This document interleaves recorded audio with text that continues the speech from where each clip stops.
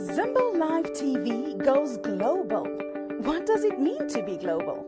It means we have presenters and teams all over the world. It means building connections all around the globe. It means we are a global platform of ideas and communication. The next generation TV network is here. We are Zimbo Live TV. We go there. Zimbo Live TV, taking TV to the people.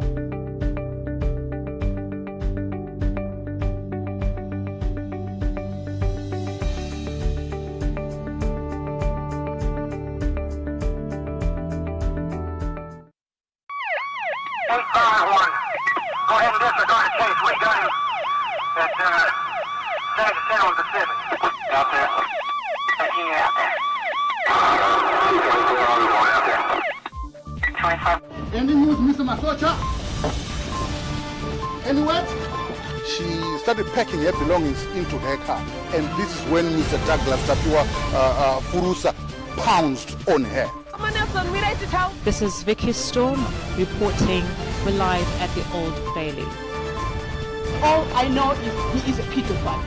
He cannot just go. He might have managed to get away with it this time, but not next time. There's three more people coming up. Beauty Mchikora, Zimbo Live TV, Bolton. Mr. Nazare! Mr. Nazare! Mr. Nazare, say! Mrs. Masocha, Mr. Masocha. Don't touch me, please. Anything you want to say today? Mr. Nazare, give me some money for the phone to me. Beauty Mchikora, Zimbo Live, Huntingdon, Cambridge. Do you know what the allegations are? Sex offenders. It's all sex. He can't just keep his zip down. This is what we do here on Zimbo Live TV. We report from the ground. We go to where the issues are taking place. Zimbo Live TV. We go there. We tell the story live from the ground.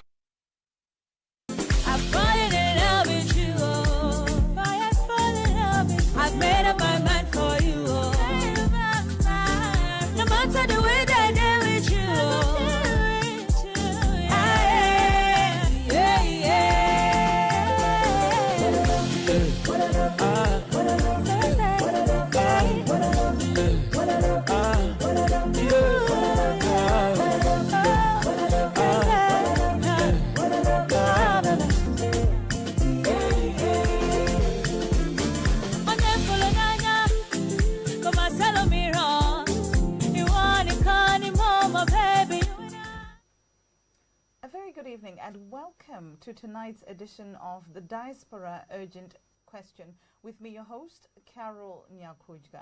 Tonight we are privileged to have with us Mwanawevu and of course a very accomplished gentleman with us tonight, Dr. Nkosana Donald Moyo. Dr. Nkosana Moyo is the founder of Minds. He is an Eisenhower Fellow and a World Economic Forum leader of Tomorrow alumni. He holds a PhD in physics from Imperial College, University of London, and an MBA from Cranfield School of Management in the UK.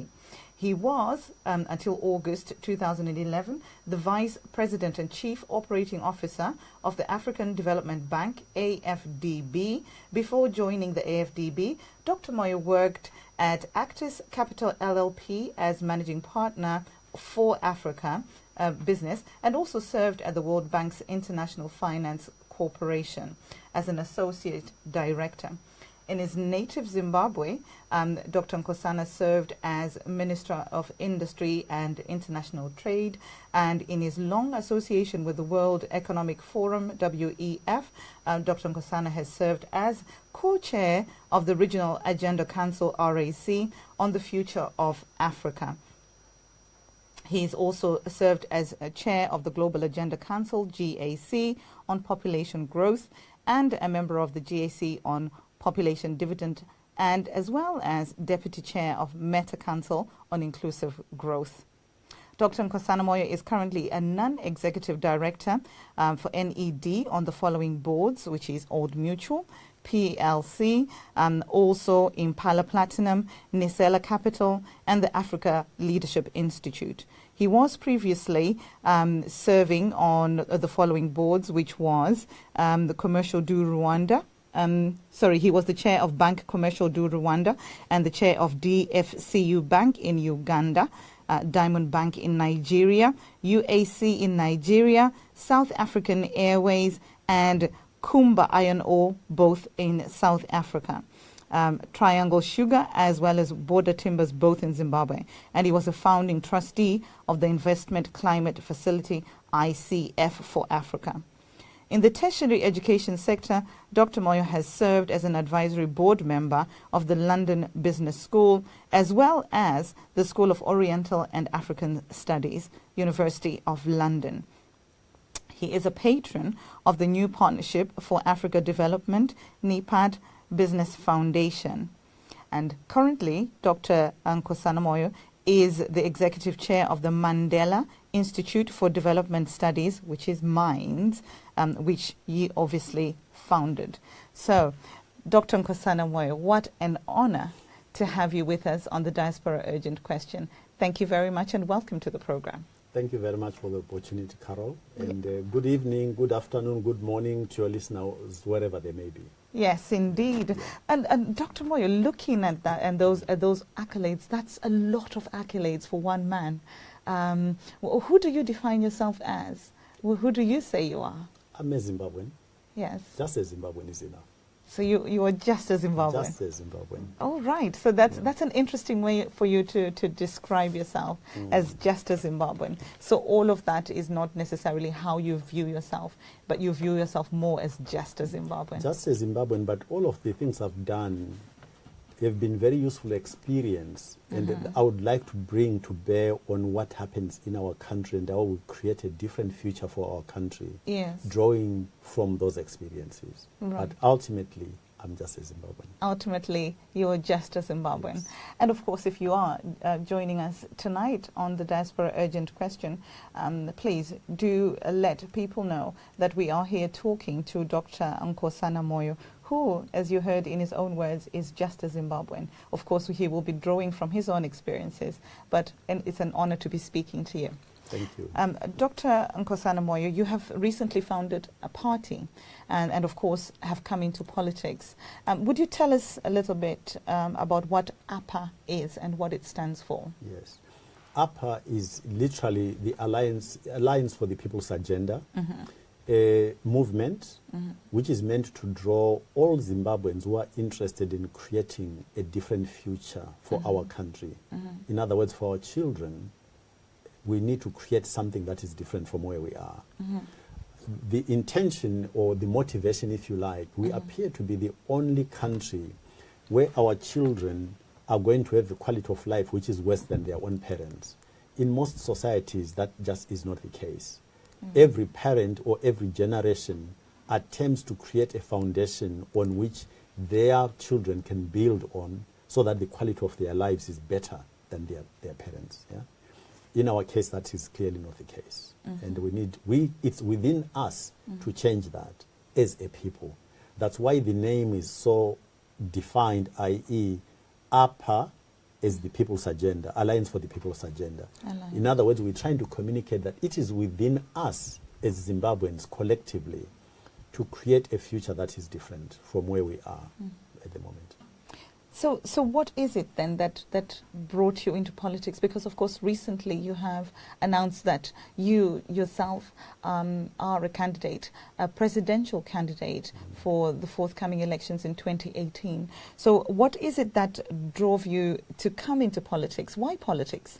I mean, obviously, your background, reading into those accolades, you do have a very seasoned background in business and, of course, in physics. So why politics? Well, so what is politics? Everything else, everything that human beings do is actually grounded on a foundation that is political. Whatever we do economically cannot work unless the politics are being done properly. But maybe let me take you a stage back. You read on my CV that I founded the Mandela Institute for Development Studies. And the reason I did that was again referring to the CV. You read a lot of exposure on my part to North America, to Europe, to a lot of African countries. And when you travel that journey, what becomes very evident is that our continent has been left behind in terms of delivering to its people by the rest of the world. And I think any of us Africans need to ask ourselves what it is that is responsible for this. And when I founded Minds, it was to do three things to help us understand this. Firstly, to do a diagnostic which is as honest as possible in terms of where is our continent relative to everybody else. The second question is, why are we here? What is the journey that has brought us to be where we are? And lastly, given that where we are is evidently unacceptable, I think, to most of us if we're being honest with ourselves, the last question therefore would have to be, what must we do differently as we go into the future that will deliver different results compared to where we are? That's why I started Minds. And as you can see very quickly, once you start asking those questions, you're going to have to answer questions which are about the politics of our continent. Zimbabwe, in that sense, is just a country within the context of why sub-Saharan Africa in particular is doing so badly relative to the rest of the world. So you're and I think people like us, people like you and I, owe it to our people if we can contribute to make a change. And unfortunately or fortunately, part of that contribution would have to be political. So you're looking at the broader African context and sort of Zimbabwe within that context. Absolutely. And the change that you can be able to bring, or that you can contribute to. Yes. Right.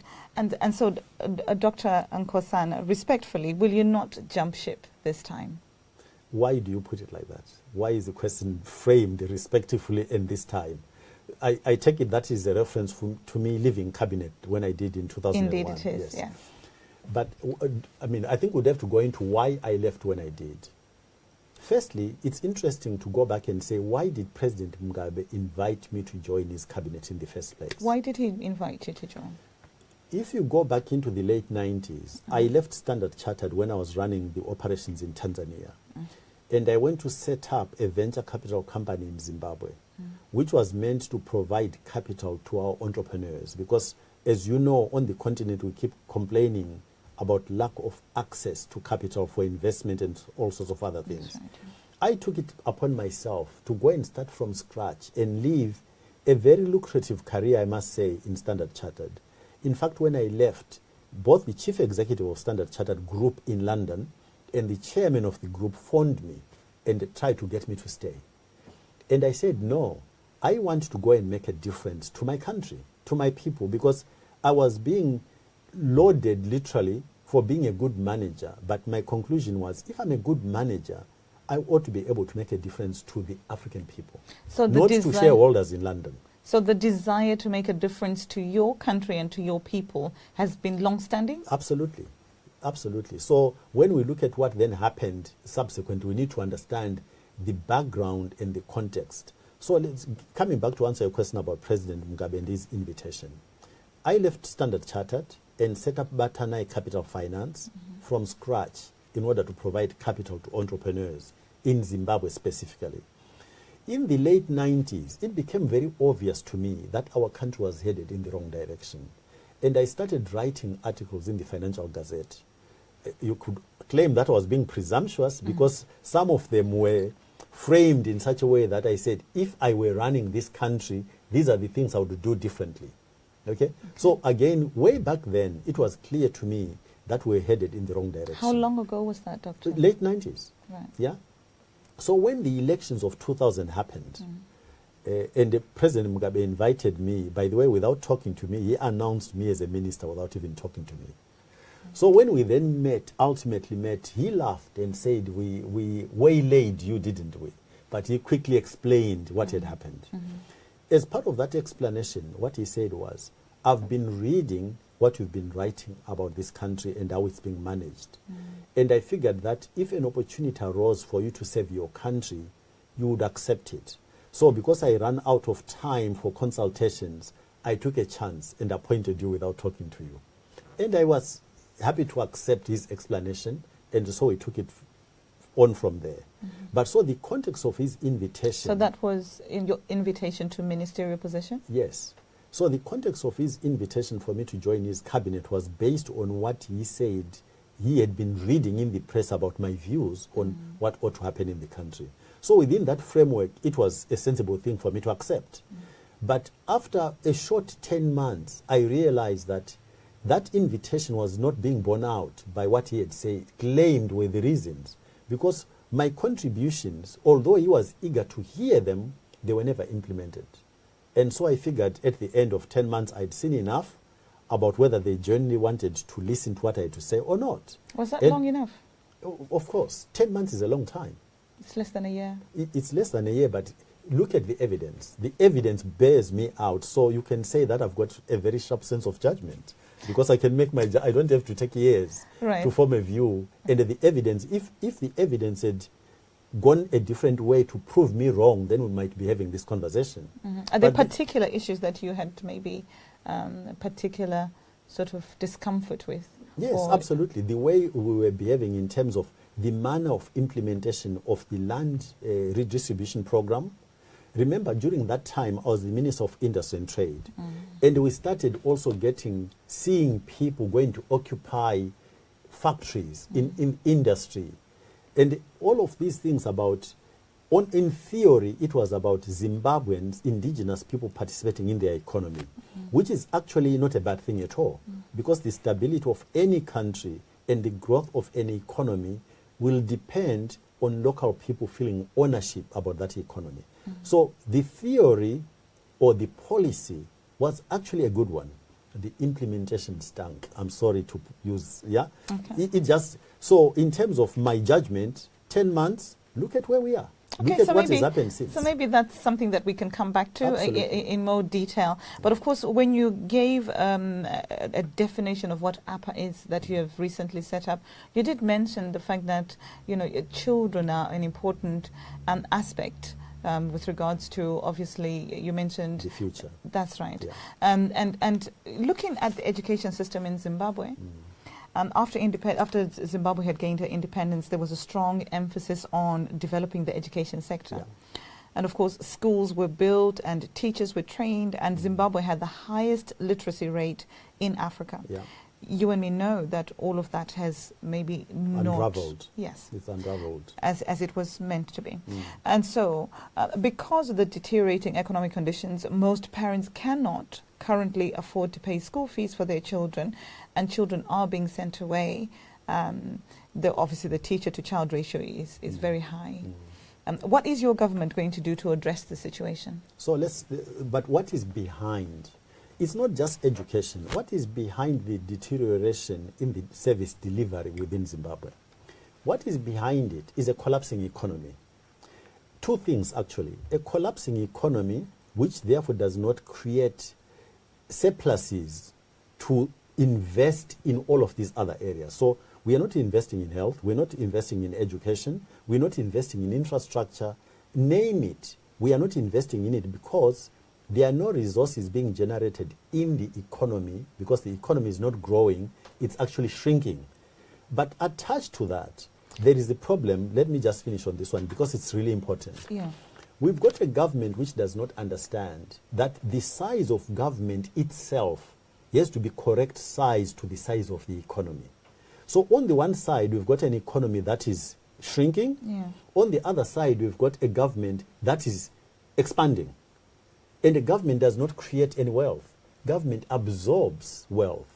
As a result, in terms of the tax take, which is actually quite efficient, surprisingly, 97% of the money collected by government goes into paying civil service salaries. So there is no money left to put into all of these other services. That's why we are where we are. So what are you going to do about it? Because it's fine for you to obviously do an assessment and an analysis on what is actually going on currently and what is not going on currently. But what are you going to do about it? So that's interesting. Remember when I talked about minds, I told you about a diagnostic. Before you prescribe a cure, it's important for you to really understand what is going on. I've just told you what's going on. Yes, you have. We've got a government that is growing and an economy that is shrinking, and therefore no resources left for investing in anything else. So it means the solution must lie in reversing those issues. A government must shrink and be correct sized. And then we must put in place policies that grow the economy so that we've got resources to invest in all of these services. So is that what the answer. Yeah, so it's that is what you're going simple. to do? It is that simple. Okay. Yeah. That's fine. And so because of the deteriorating public school education, then there has been a mushroom of private schools in Zimbabwe. And many of these have been accused of being cash cows. What do you think about this situation and how will you address it? Okay. So what it tells us, it's interesting in terms of, again, how lucky Zimbabwe as a country is, but we're abusing this. What it tells you about the mushrooming of private schools is that Zimbabweans and the Zimbabwean parents, no matter how uneducated, understand the value of education. But the behavior of government has created institutions that can abuse that hunger by Zimbabweans to send their children and invest in education. The reason why our literacy rate was so high was not so much because of government. Yes, government provided the facilities, but Zimbabwean parents invested in their children and they pushed their children to go to school. That's why Zimbabwe had such a high literacy rate. And that is still true. Zimbabweans really, really understand the value of education. No matter where they go, globally, you will find that we invest in education tremendously because we understand it is one of the key elements for families to improve their lot. But our government is not making it easy for us to do that. So yes, it becomes an easy trap for families who understand how important education is. They end up being taken in by sharks, putting in place systems or institutions that don't deliver the product. And our government then lets them down twice. Firstly, it's not putting resources into education anymore. But secondly, and very importantly, it's not regulating the setting up of those institutions that have got no credibility. That is the responsibility of government. To license properly, to continuously inspect and make sure that citizens are not abused. It's a role of government. So you will license and you will inspect? Absolutely. You have to. I mean, what else does government do for us if they don't protect us as citizens against abuse by unscrupulous people? That is part of their responsibility. I mean, when many people of your generation and obviously the generation that is post-independence went to university and other tertiary institutions in Zimbabwe, they actually did not pay school fees and the government gave payouts. They were called payouts back then. And now students have to pay for literally everything in terms of obviously books, the actual education, and students from very poor backgrounds cannot access tertiary institutions. How is this going to change under your leadership? So firstly, just a correction. I'm older than you think. So when I went to school, we were paying school fees. Oh? Yes. Because so how old are you? Well, I'm 65. Right. Yeah. Okay. So, but again, we go back to the same issue. Why is there no money to finance education in Zimbabwe? Because government is paying itself for doing nothing for us. That's the problem. Government is not understood what its role should be. A government, amongst other things, must facilitate through a policy framework to grow the economy. Everything else comes from an economy that is growing to support all of these other good things that we wish for. If the economy is shrinking, where else is the money going to come from to pay school fees? Because when you say kids are going to school for free, it means somebody else is paying. It means our tax dollars ought to be going to pay for those school fees, right? But government is using our tax dollars to feed itself and not do anything for us. The compact between the citizens and government is broken down. Government is abusing us. I'm sorry to put it that way. Now you know the phenomenon of you drive on any road in Zimbabwe, you would think citizens in this country are so well protected by the police. Nothing can happen to us. But these are the same people now, instead of protecting us, they are looking for every opportunity to get the last dollar that you have. Yes, and maybe we'll have a discussion around that. No, but I'm just telling you that the resources that government is collecting are not coming back to the services that the people want. Right. So it revolves around this issue. where is the money going, which is being collected from us? It's going to pay salaries. What is government doing for us? Zilch. Zero. Yeah. So what will your government do to change that situation? Shrink the government. So let me give you some numbers. I have looked at done an exercise on a size of our country. We don't need more than 20 ministers, so more than 20 ministries, as an example. Okay? We don't need deputy ministers. You know why? Deputy ministers don't attend cabinet, point number one. Point number two, deputy ministers don't even act when a minister is away. Another minister acts. So, and once you have those deputy ministers in place, there is a whole infrastructure to service their offices that then develops, which is why so much of our resources are being absorbed into sustaining a government that is not delivering any value to the citizens. So, reduce the size of government by reducing the number of ministers. Remove deputy ministers because they serve no purpose. In their place, our proposal as APA is that we should put in place the concept of junior ministers, and all of them will be less than 35 years old. Why? For two main reasons. The first one is that in sitting where policy is being formulated, they will hopefully learn something, so it's like an apprenticeship on the one side. But much more importantly, innovation comes from young people. So as policy is being formulated, we'll get the privilege of listening to young people and how they perceive what is going on, whether it's appropriate and serves the interests of the youth or not. So they will be at the seat, at the table. Will they be decision makers? They will participate in decision making, absolutely. Why would they be there otherwise?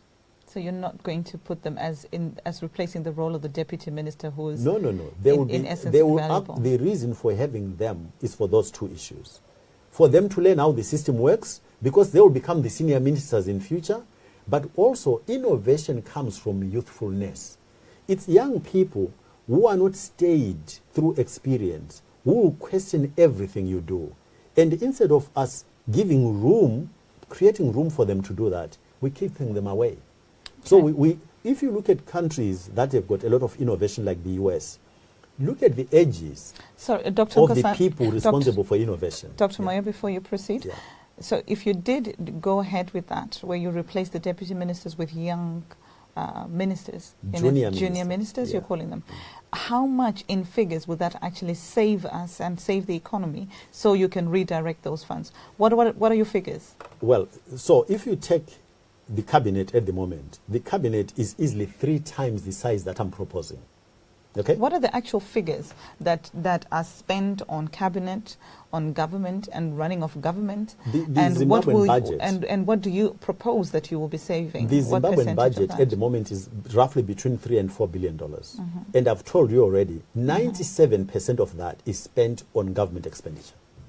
So not investment. So 97% of 4 billion? Yes, it goes to paying civil service. Is that per annum? Yeah, per annum. Is going into government expenditure? Yes. So by your introduction of junior ministers, what percentage of that will be going into government? So again, the numbers, like I've said, I'm looking at a cabinet which will be about 1/3 of what it is now. We'll remove deputy ministers, okay? So easily, when you put those numbers together logically, although I've not done the actual numbers, I would say we'll reduce the budget into the civil service to about 20% of what it is now. So you propose about a 20% reduction? No. An 80% reduction. An 80% reduction? 80% reduction. In government expenditure? Yes. And get that surplus we'll create will then go to pay for the services that citizens deserve. And in addition to that, we'll put in place policies to grow the economy. So that percentage is as of where we are at the moment. And remember that the Zimbabwean economy has shrunk to, if you're wanting to do a very generous estimate, to half of what it was, let's say, 7 years ago, half. So and that measure is very average. So I can give you some examples. Coca-Cola, I got these numbers. Coca-Cola in 2010 was selling 80 million units of beverages. In 2010? 2010, okay? Now, they are down to 7 million units. From 80 million to 7 million. So you're saying you will be introducing policies that will... Sorry. Can we just stay on this? Okay. Understand the relativity of these numbers. Okay. What that tells you is that the purchasing power of Zimbabweans has collapsed by 90%. What it also... In 7 years? Yes. What it also tells you is that the jobs that the economy could support then compared to the jobs that it can support now, we know that Zimbabweans now, unemployment is about 90% of the population. So those numbers actually relate to each other. Yeah?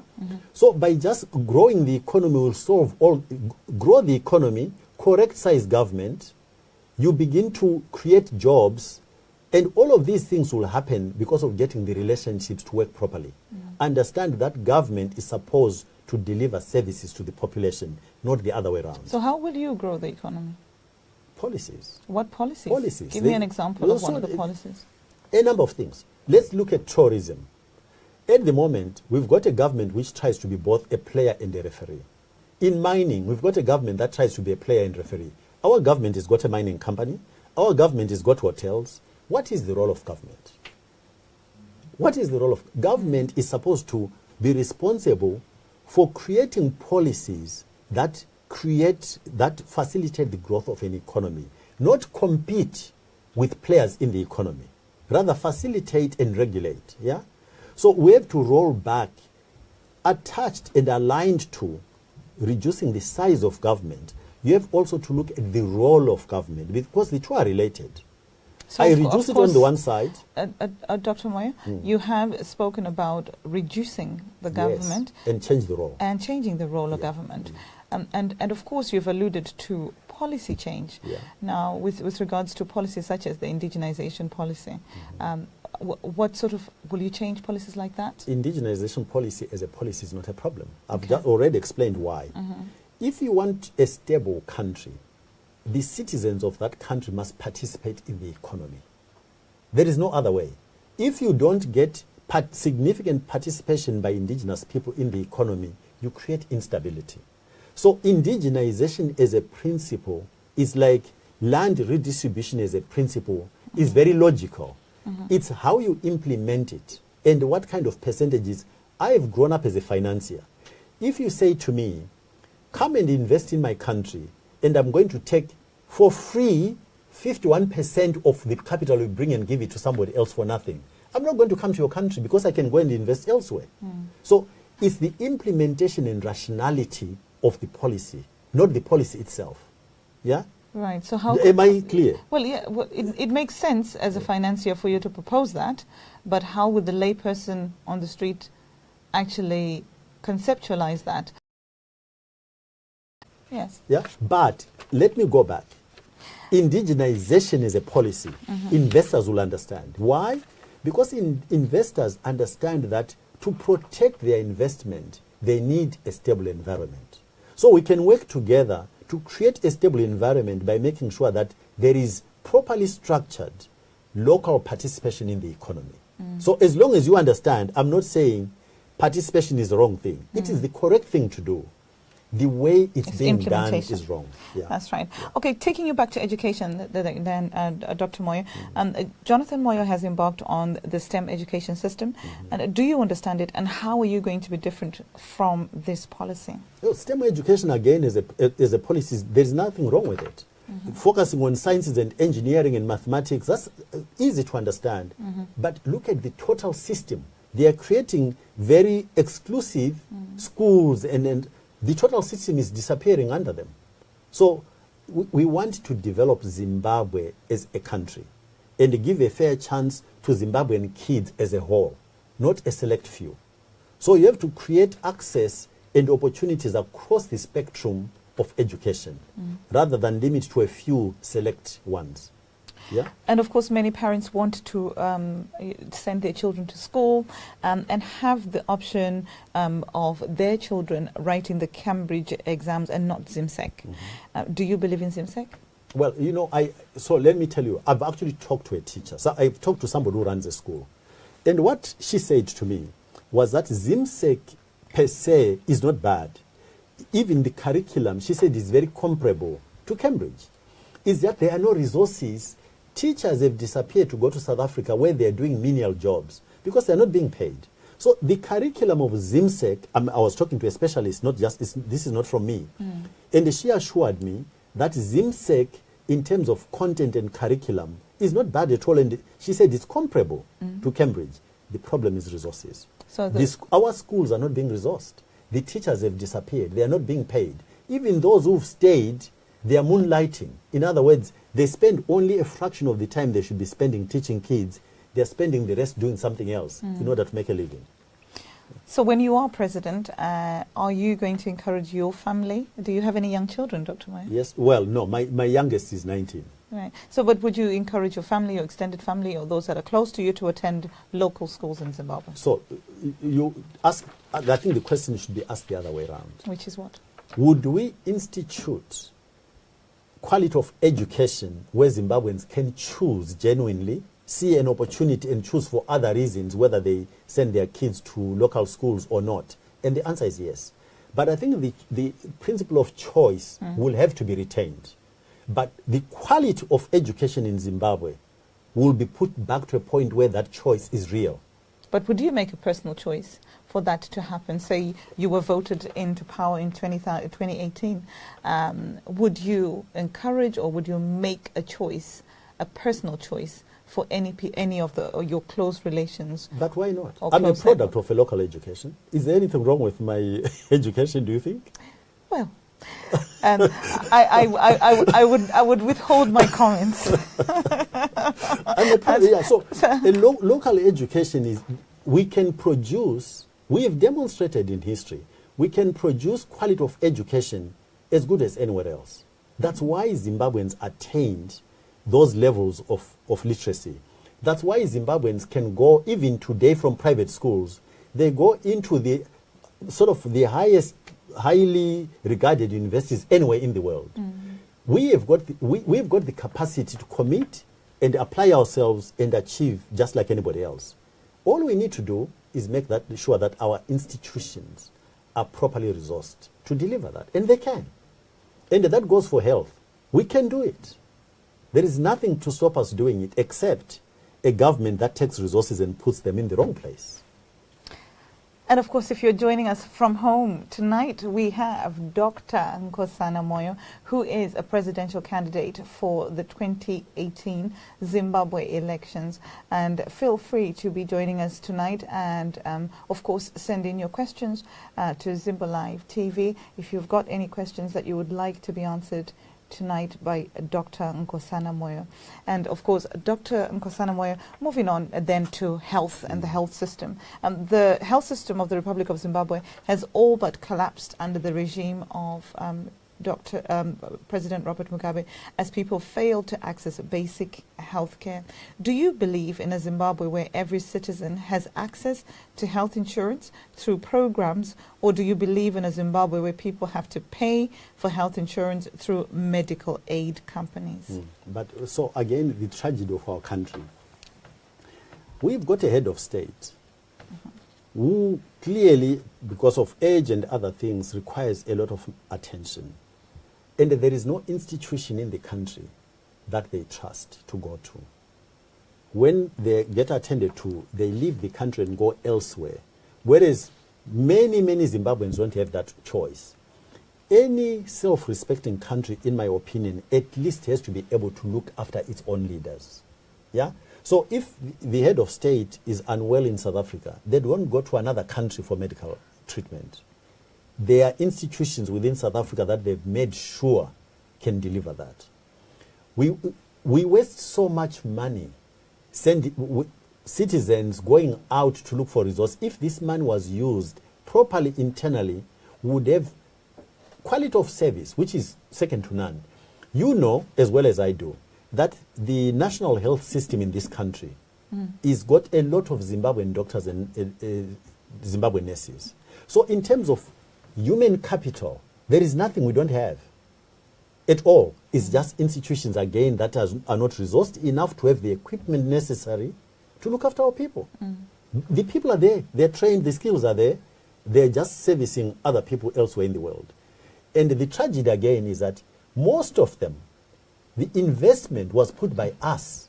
They were trained in Zimbabwe, using Zimbabwean tax money. But we're not getting a return for it. The return is being taken elsewhere. So all of these things don't make sense. So, Dr. Moyo, then, do you believe in a health system where people have to pay into the system for health insurance, or that they have to receive treatment from medical aid companies? No. Let's remember what I said earlier on. There is nothing that ultimately is for free in a country. So the taxes, our taxes, it's just the mechanism we use, whether there is displacement or direct. And what do I mean by that? If you go to Scandinavian countries, a lot of services are delivered free, but they are not free. It's the total population paying through their taxes for those taxes to then be used to deliver services to the people. So when you say a population that has got access to medical health, the answer is yes. How it's financed is a different issue. It will always have to come from the economy, one way or other. So how will you do that? Through taxation.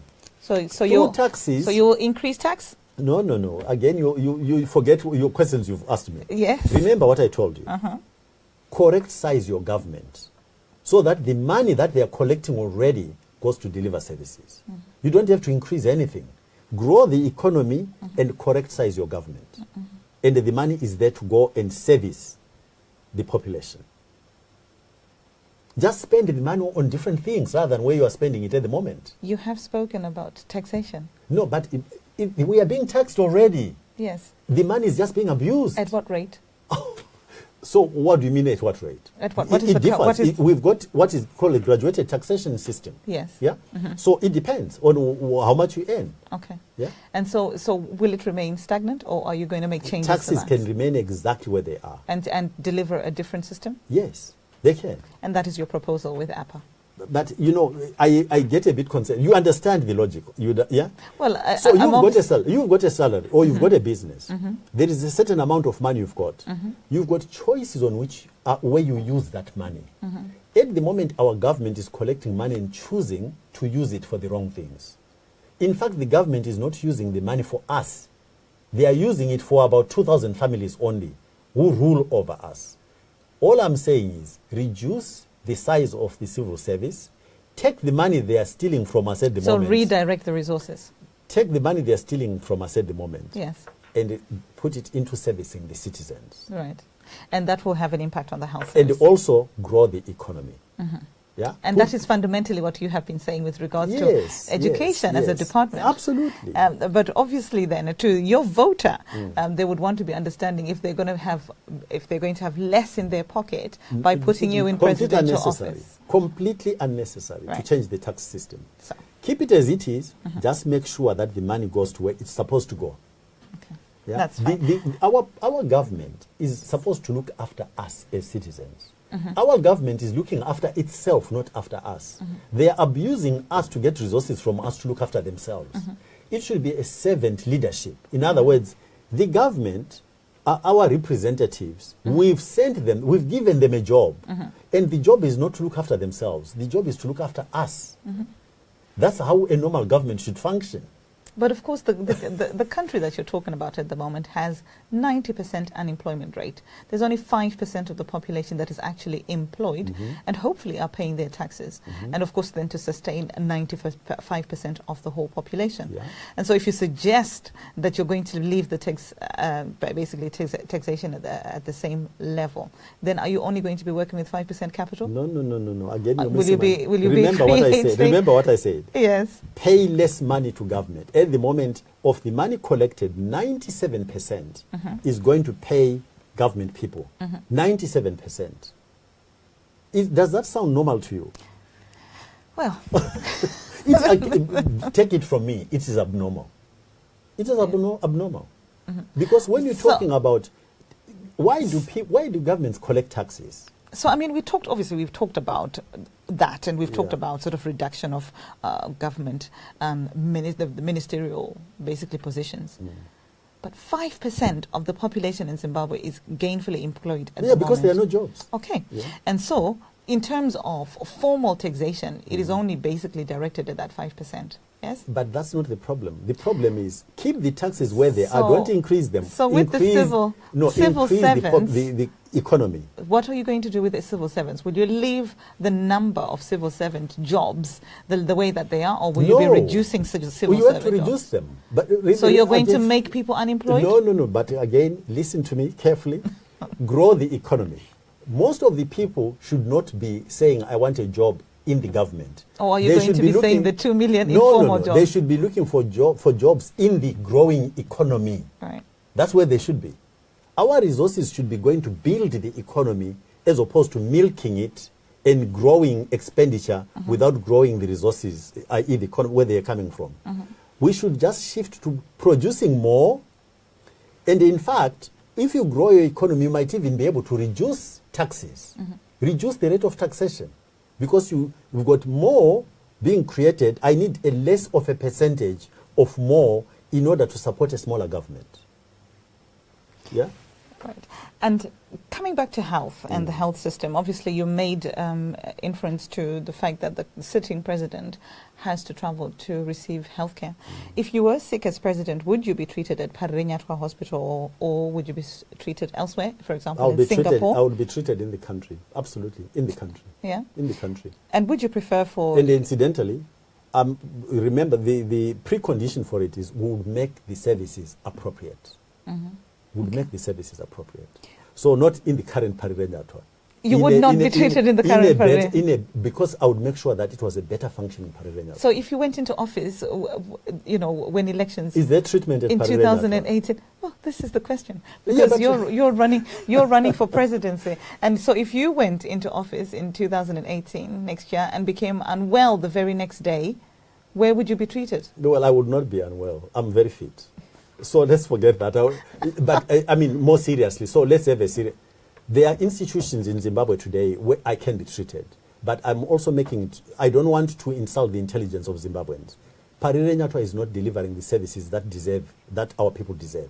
So we would work to get Zimbabweans treated in Zimbabwe by making sure that the quality of service is appropriate. That has to be understood. Yeah.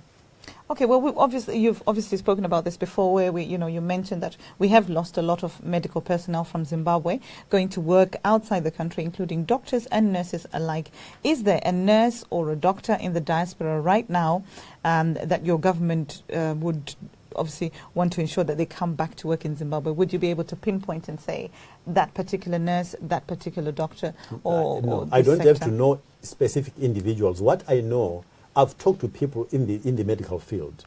Some of my own classmates, by the way, who trained as doctors, what they did was, when the economy was imploding, they left the country to work in order to educate their children. And after they'd finished with educating their children, some of them went back to Zimbabwe.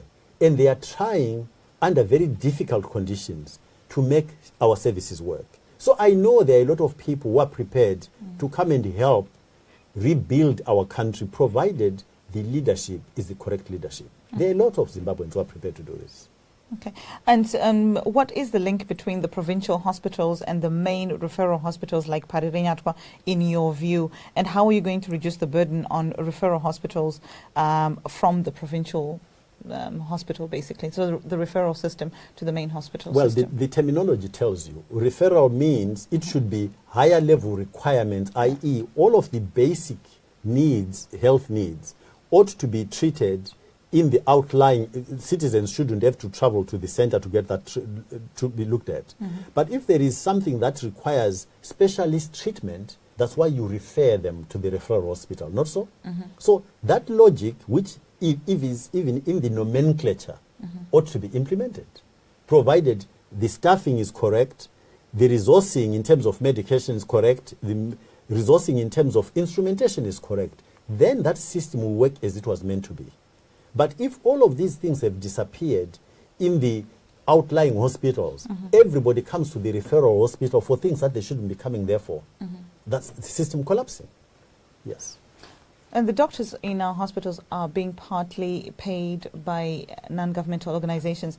Is this a good situation as far as you're concerned? And how are you going to be able to address this, obviously in light of recent doctor strikes that have been going on? Yeah, it's not a good situation, but I'm glad that some of our development partners have found it within themselves and looked for resources to try to make sure that our health delivery system stays somewhat respectable.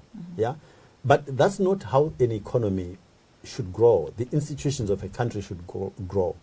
We ought to be, I go back to the same issue. We ought to grow our own economy so that it can carry the burden of our own institutions. That's the more normal. You know, it's like Margaret Thatcher was a very good economist in that sense. She understood the economics of a country are not different from the economics of a household. So when you make money, you can't spend more than you make. That is not, you understand, it's so basic. Yeah. So you have to find ways of earning more in order to meet your requirements as a society. So it comes back to the same issue. I'm sorry, it's going to sound so boring. We cannot go anywhere unless we grow our economy. We have to grow our economy. So as an economist, that would be obviously the core. We have to grow our economy. There is no other answer. So can you give me some tangible examples? Because you have mentioned this but over and over and over. I've given you the numbers. Yes, you have. Our economy has collapsed to a point where it's lost 90% of the jobs it carried. Yes, but how are you going to be actually creating an environment that will be conducive for job creation and not be the type of politician that will return in 5 years and say, actually, we promised 2 million jobs. We didn't mean formal jobs. and then we meant exactly, informal jobs. Yeah. And so how are you going to be different in that respect? Okay, it's good for you to be suggesting that we need to be growing our economy, but how are you actually so going to break can it I down? give you a rather trivial example? Yes, because these things are actually not complicated. At some point, you were not married. I know that you are married now. Yes. And I'm sure that when you were considering getting married, yes, you looked at who you should get married to. And amongst those issues would have included, can you really look after me and our kids if we have them? Yes. Investment is very similar because there are competing geographies out there. So let's just take our neighbors. There is Mozambique, there is Zambia, there is Malawi, there is South Africa, there is Botswana. If I am sitting in New York or London and I'm looking for an opportunity to invest my money, I'm going to look for that jurisdiction which has got policies which assure me that if I put my money in, I can get it back. That's right. Other than my own management skills, there shouldn't be risk created by the government of the day to deprive me of my return. Yeah? So it's a competitive situation. Yeah. And we need to understand this. You can't say when next door a country says you can come and invest in our country and you can keep 100% of your investment, or yes, we can create jobs, let's look at how we stabilize our economy. And then you say, I'm next door. By the way, if you come into my economy, I'm going to take away 51% of what you bring in. But you just suggested that there's nothing wrong 51%, with the indigenization but I told you policy. about implementation. Yes, but then of course then for you to suggest that, you know, there's that comparison Yeah, within but there is. the geography and the context But of there is. Sub-Sahara. But that's what you have to bear in mind. So when I come to look at your country, I'll look at what is happening in the other countries. Depending on what you sell me as a package, i.e., remember what I told you, investors will understand and invest in stabilizing a country. It is in their interest to stabilize a country. Dr. Moyo, I put it to you that would you be making any alterations to the indigenization Yeah, policy? the answer was yes. You said no. No, You said there's nothing wrong with the indigenization The principle, policy. but the implementation is wrong. That's right. Yeah, but so what am I not saying? So now you're suggesting that in comparison to your neighbor, what you're now saying is if your neighbor has got 100% investment for an investor and you are suggesting that you'll be taking away 51%, then there's got to be that disparity. Let's say it slowly again. Yes. Okay? The issue of indigenization is like taxation. I'll assess, it's like a price I'm prepared to pay. Okay? I'm prepared to pay a certain rate for the return I get and creating an environment that is not going to jeopardize my investment altogether. So if the pricing is such that I can see the value that you're asking me for stabilizing that environment, I'll pay it. And I can assure you 51% is not it. Okay. It cannot be. Right, that's fine. I hope that is clear. Well, somewhat clear. Okay. And Dr. Moyo, Psychology Mazirisa recently said that ZANU-PF had achieved more than 2 million jobs in the informal sector. How are you going to beat this? Did he achieve that? Well, he so suggested that on the one hand, you were saying, he said we'll create 2 million jobs, and we didn't mean that they are formal. And he's saying if you go sell tomatoes by the roadside, I created that job for you. Yes. So I hope that I won't insult the intelligence of Zimbabweans. We'll create real jobs as opposed to you go look after yourself and then I say I created the job. Yeah. We won't do that. Okay. And how are you going to raise the revenue to put an initial stimuli into the collapsed economy? Because you've spoken quite a lot about that, and obviously in terms of, you notice that that is where the main deficit is within the country. And so how are you going to raise the revenue to put an initial stimuli into the collapsed economy? Well, I would rather change it. When you say revenue, the implication is that it's coming out of our system in terms of value. I think there is. Or do we have enough internal? But so, internally? Just hold on. No. So there are a lot of there is a lot of goodwill for Zimbabwe in the global system. Okay, there are development partners. We mentioned earlier on that they've actually put money to support our health system, which is fact. Our health system today is largely functioning because of development partners who've found resources to come and support the system. When development partners have confidence in who is running the country, they can see that what you're doing to help yourself makes sense. They'll come to our aid as well. So you're looking for aid? But we have to. From what sort of governments will you be looking for aid, Well, it doesn't have to be government. We've got access to international financial, the World Bank, the ADB. Incidentally, we have to accept certain facts which are very uncomfortable. Which are? Zimbabwe, for instance, refused. I was at the ADB at the time. When we proposed to Zimbabwe to restructure its debt and to have it defined, categorized appropriately as a poor country, Zimbabwe said, no, we are not a poor country. You know that. Would you define our country as a poor country? But of course it is at the moment. Economically? Go and ask any Zimbabwean on the street and see what they will say to you. So is the definition an economic definition? The definition is what is the state, what is the quality of life of our population.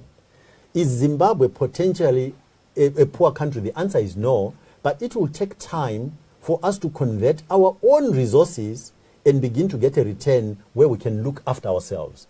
Where we are at the moment, we are not able to look after our people.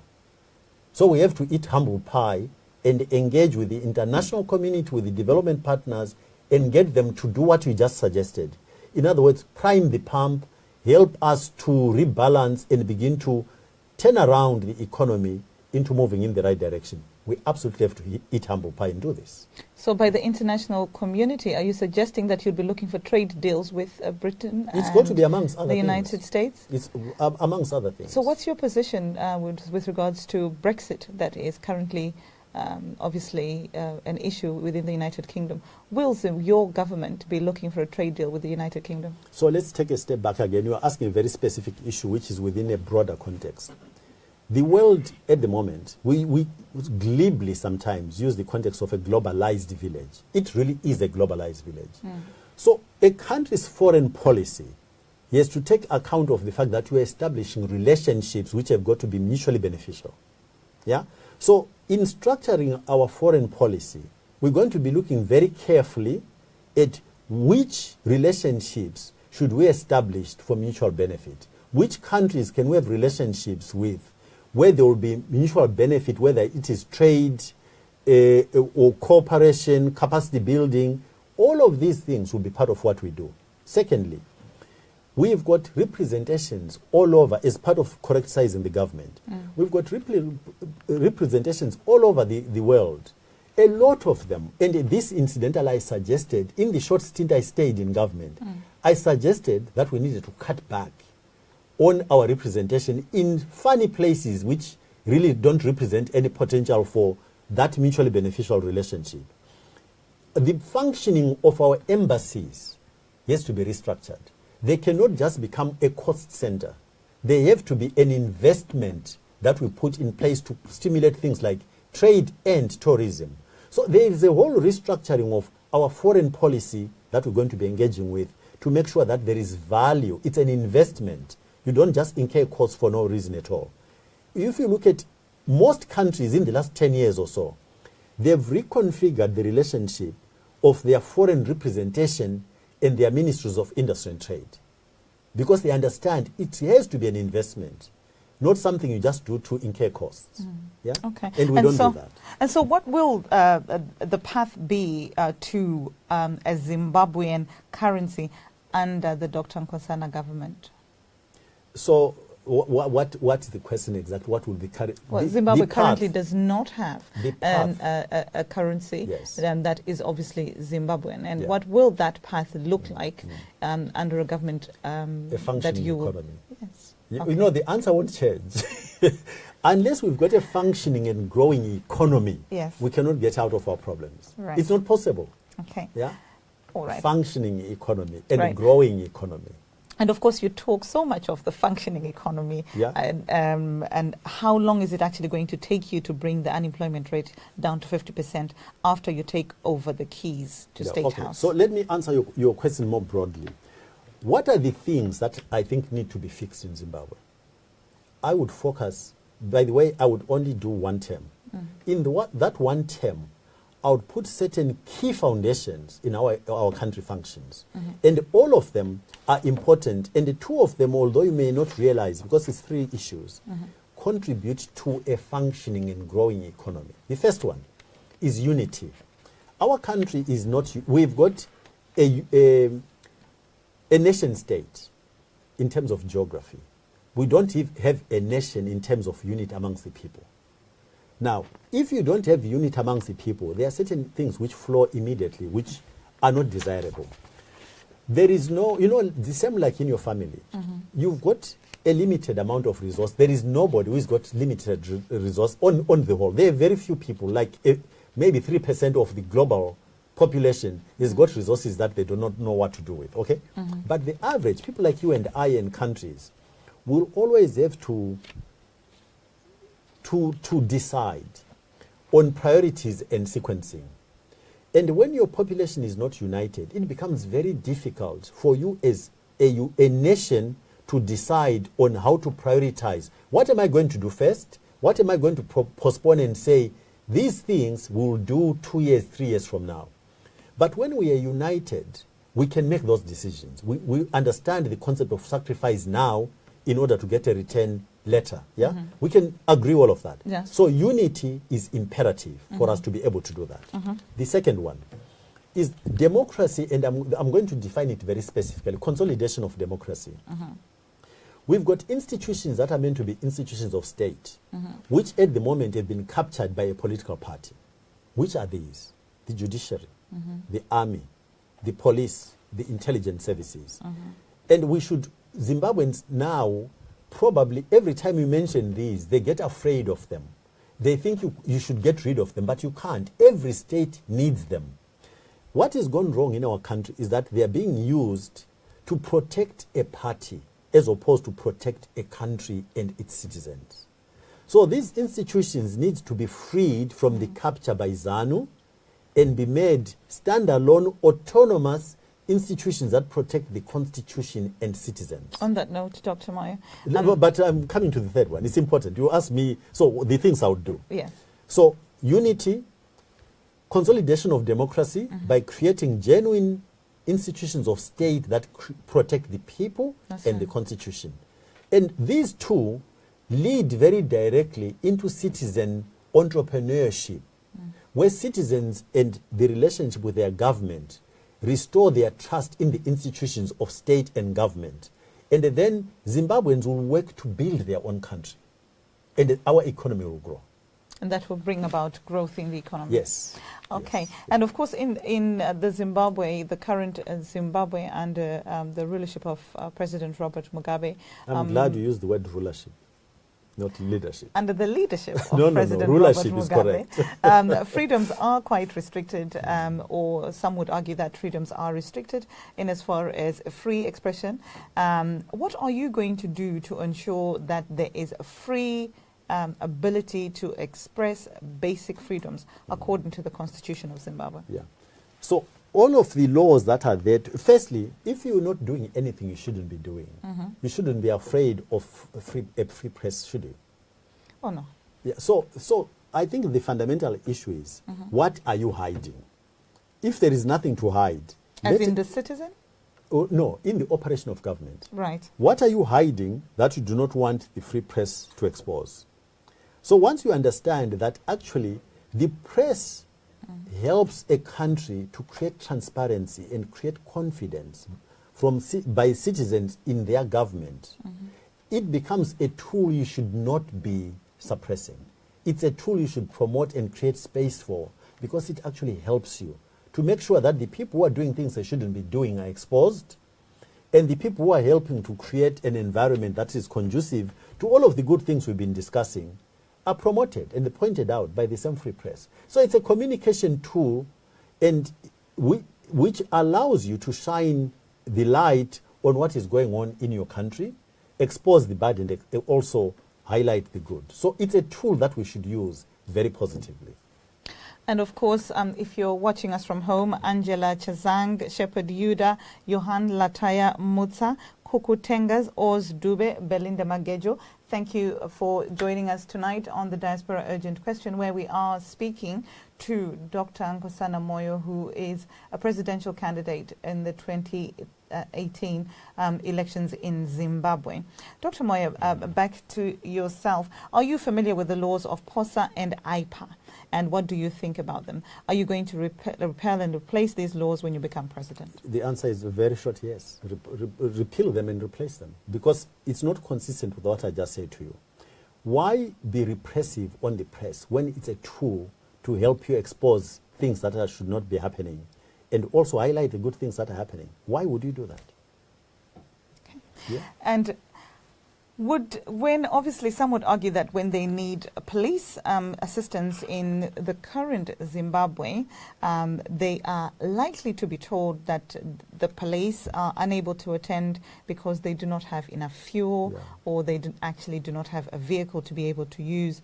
What is your government going to do to ensure that Zimbabweans have access to basic emergency services, be it the police, the fire service, or the ambulance service? I'm going to get boring to you and your listeners. So reduce government, and make government take less of our fiscals of the budget, and put that money into providing exactly these services. Remember, I told you that government needs to be shrunk in order to, I believe right where we are today, with the same budget, you can create room for release 80% of the money that is going into the civil service to invest in things like this, so that the police have got the vehicles to protect citizens.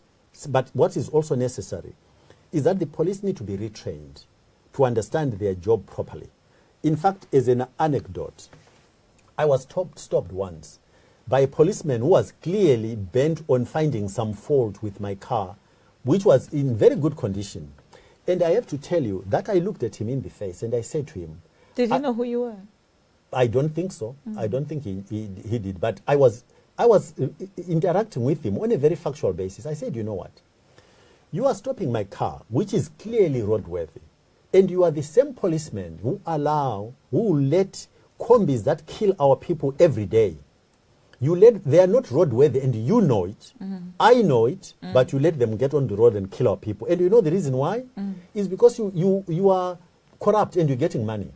And I say to him, I hope that whilst you're doing all of this, you don't forget what it means to be a real policeman. You know what he said to me? It was fascinating. What did he say? Because he knows it. He said to me, I hope it will happen in my lifetime.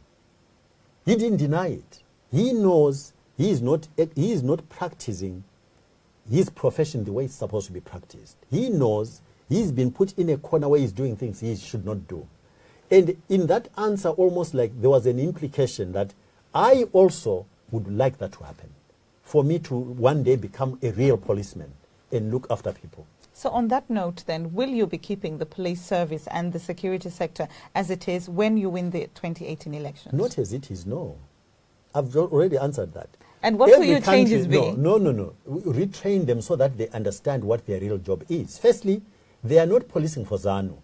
They are policing for Zimbabwe and looking after Zimbabwean citizens, not members of ZANU, the party. That's a huge change. Their attitude also is they are looking after and not punishing citizens. They are not there to fleece citizens. They are there to protect the laws that belong to us. Remember the process. We elect MPs. They go into parliament and legislate, representing us. And the laws they put in place are supposed to be good for us as a society. So those laws, if they go and protect our society using the laws that they have done it for us. Remember, we're doing it through them. Okay? These are our laws, and they are supposed to implement and protect and regulate our interactions amongst ourselves. That is what their job is. But what they're doing today is that they look at you and I as a source of income to go and feed the civil service, or to be more precise, to feed ZANU. Not even the civil service broadly defined. This is wrong. And the policemen themselves know this. That's what that answer said. I hope it happens in my lifetime, he said. So will you be making changes to the leadership of the security forces and the police? I will be making changes to the way they do their work. So you'll not change office, you'll change implementation. Okay. You take me to another issue. You as a Zimbabwean, when you go back to your country and look for a job, I hope you'll understand that the only thing you need is to be technically qualified to do the job you're looking for, and be a Zimbabwean. Those are the only two conditions. So the people who are in the police force today, and in the army today, in the intelligence services today, are Zimbabweans, right? They are Zimbabweans. They need a job, but we want them to do the job properly. So will you be able to teach this? No, wait. We've agreed they are Zimbabweans. Yes. So they also need jobs, right, as Zimbabweans, to feed their families. Our only demand on them must be that they do the job properly. So you will keep existing teams and teach them a new way. But what's wrong with that? Are you going to be able to implement that, Dr. Moyo? Why not? I've got faith in Zimbabweans. Naturally, when a government changes, you would expect that the team would be changing along with the government. No, that's the mistake we in Africa we make. Every time there is a change of government, we try to replace everybody who is in the system. That's not what we should be doing. So essentially APA will become ZANU. No. That's not what I'm saying. And this is such an important issue. When we change governments in Africa, what we should be doing is looking at people who can do the job, who are in the job, and keep them. Retrain them if necessary, so that the attitude, there is a different issue. There is an attitude issue and there is a technical competence issue. Are you suggesting, Dr. Moyo, that you will be retraining Constantine So Chiwenga? are you suggesting to me that we should just go and dissolve the whole civil service and train new people? Dr. Moyo, are you suggesting that you will be retraining people like Constantine Chiwenga? No, I'm not going to go into individual names. So essentially you will keep existing teams? The approach is going to be, these people are Zimbabweans. We want to build on what has been done before. Those who can do their jobs will lose their jobs. Those who can be retrained will be retrained. And that's the responsible way to run a country, in my opinion. Yeah. Dr. Moyo, moving on. You spoke of the police officer who said, I hope it happens in my lifetime. Yeah. In the Zimbabwe of President Nkosana Moyo, how much bribe money will a citizen need to pay to a police officer to go away scot-free? Zero. Zero. How would you ensure that there's zero bribes? So, do you know that there are countries where, so if you go to a country like Rwanda, you know that there is zero tolerance for corruption. So if it can happen anywhere else in the world, why can it not happen in Zimbabwe? How will you change the culture? So are you trying to suggest to me that you think Zimbabwe is a lost cause? I'm asking you a question, Dr. Moyo. How will you change the culture?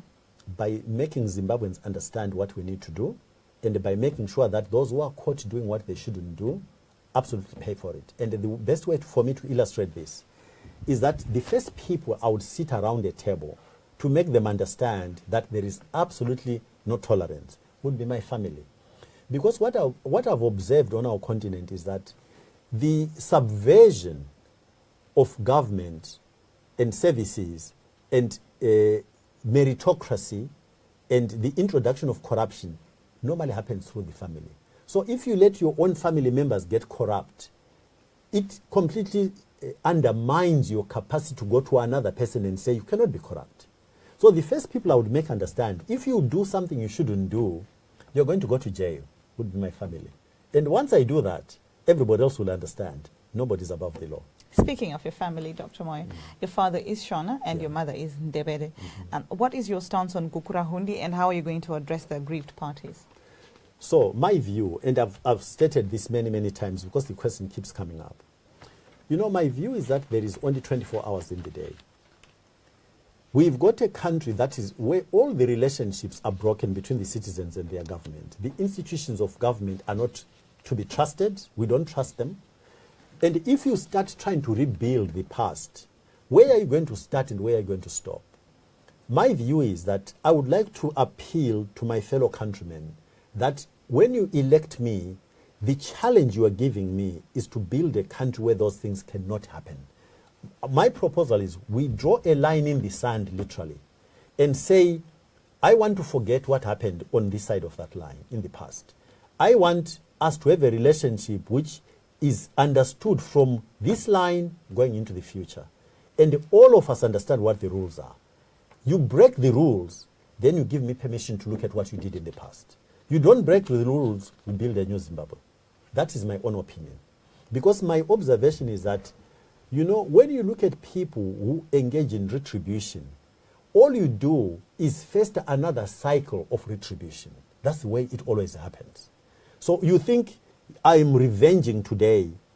The interpretation of what you do by future generations is completely different. And those who benefited and those who perceive that their folks were victims, then reverse that cycle and it perpetuates itself. I want to appeal to Zimbabweans to say, we've got an opportunity to build a country where this cannot happen again. That's my approach to the Gukurahundi question.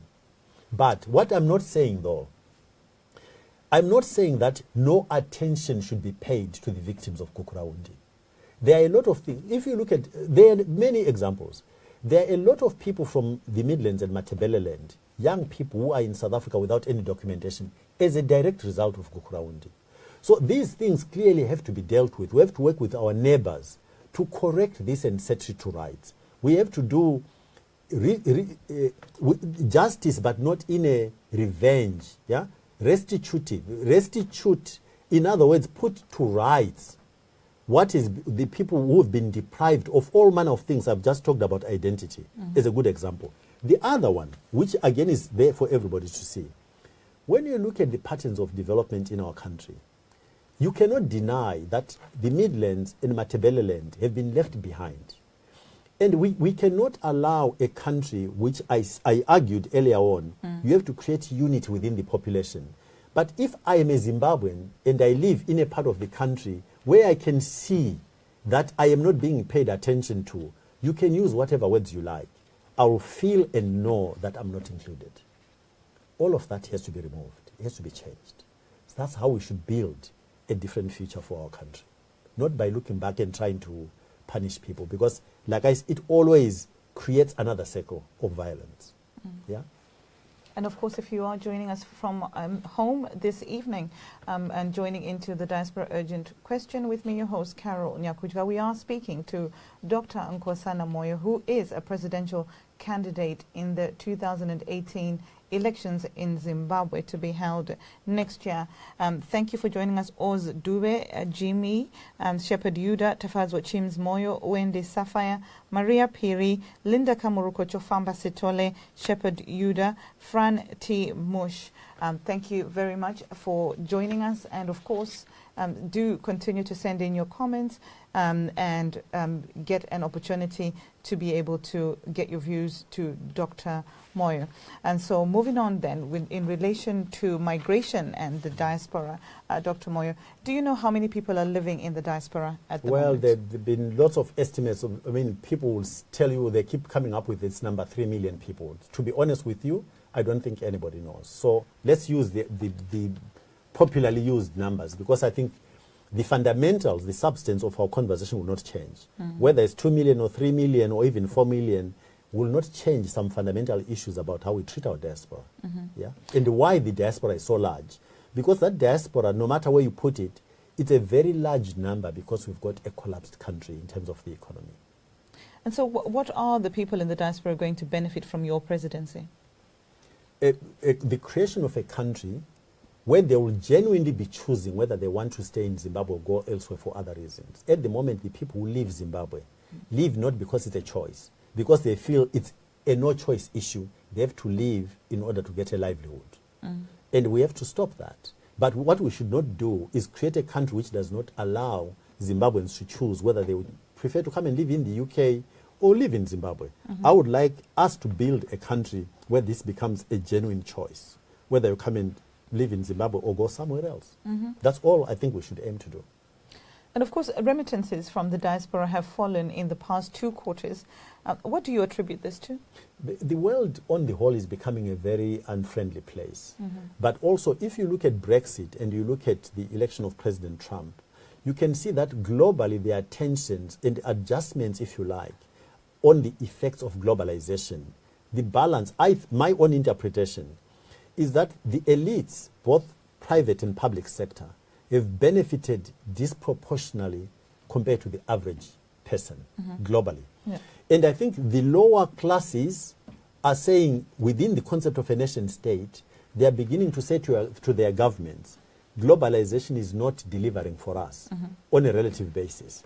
And as a result, I think our own people, no matter where they may be in the world, have been squeezed by the lack of opportunities, because as locals push back on their governments, those governments then look for ways of displacing the foreigners and creating room for their own citizens. Let me give an example. This country, in this country, if you came here as a student, prior to maybe a couple of years ago, when you completed your studies, you'd be allowed to stay and look for a job and get experience. They've removed that.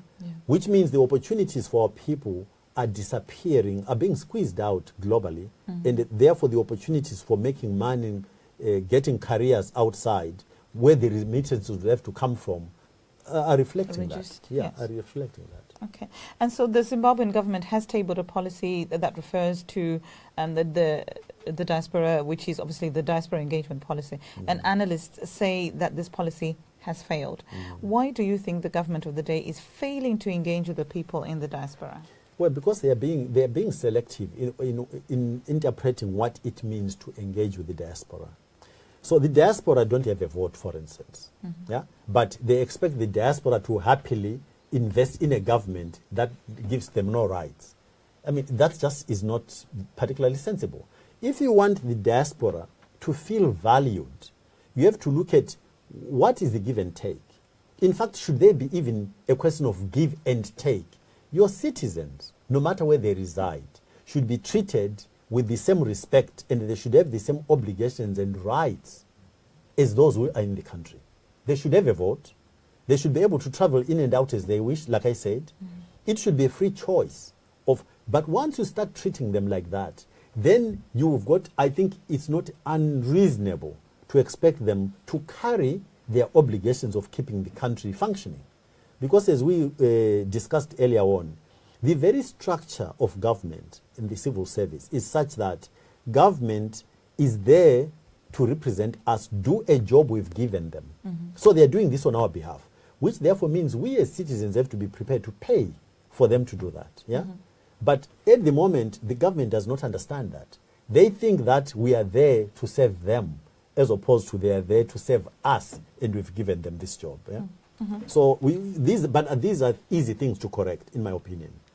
Very easy. To make our diaspora feel valued, feel that their rights and obligations are maintained, irrespective of where in the world they reside. And obviously you migrated to the diaspora when you resigned from the cabinet of President Robert Mugabe, and we know that you met the president face to face on many occasions, including the day that you went in to announce your resignation. Tell us how the man is in private, and is he what people make him out to be? Why did you have to go into the diaspora instead of continuing to work in Zimbabwe? Well, you're asking a question which is so multifaceted. What do people make him out to be? So you would have to explain to me what that means. And of course, Dr. Moyo, being the person that you are, would project it straight back to me. No, not at all. I'll answer you fair. I'll bring it back to you, Dr. Moyo. So let me tell you. Let me answer your question. When I was in cabinet, part of the reason why I did not go out and rubbish President Mugabe is that at a personal level, I disagreed with him, but I had a very respectful relationship with him. So there was nothing about our relationship at a personal level which was problematic for me. There was everything wrong in terms of policy agreement. And that I was there not to maintain a personal relationship. I was there to do a job. And that job was fundamentally based on what policies the government maintained. That's why I left. So if you ask me, what is President Mugabe like as a human being? I respect him as a human being. I just disagree with how he's run the country. Do you perhaps get the notion, because you did ask me, what is the presentation?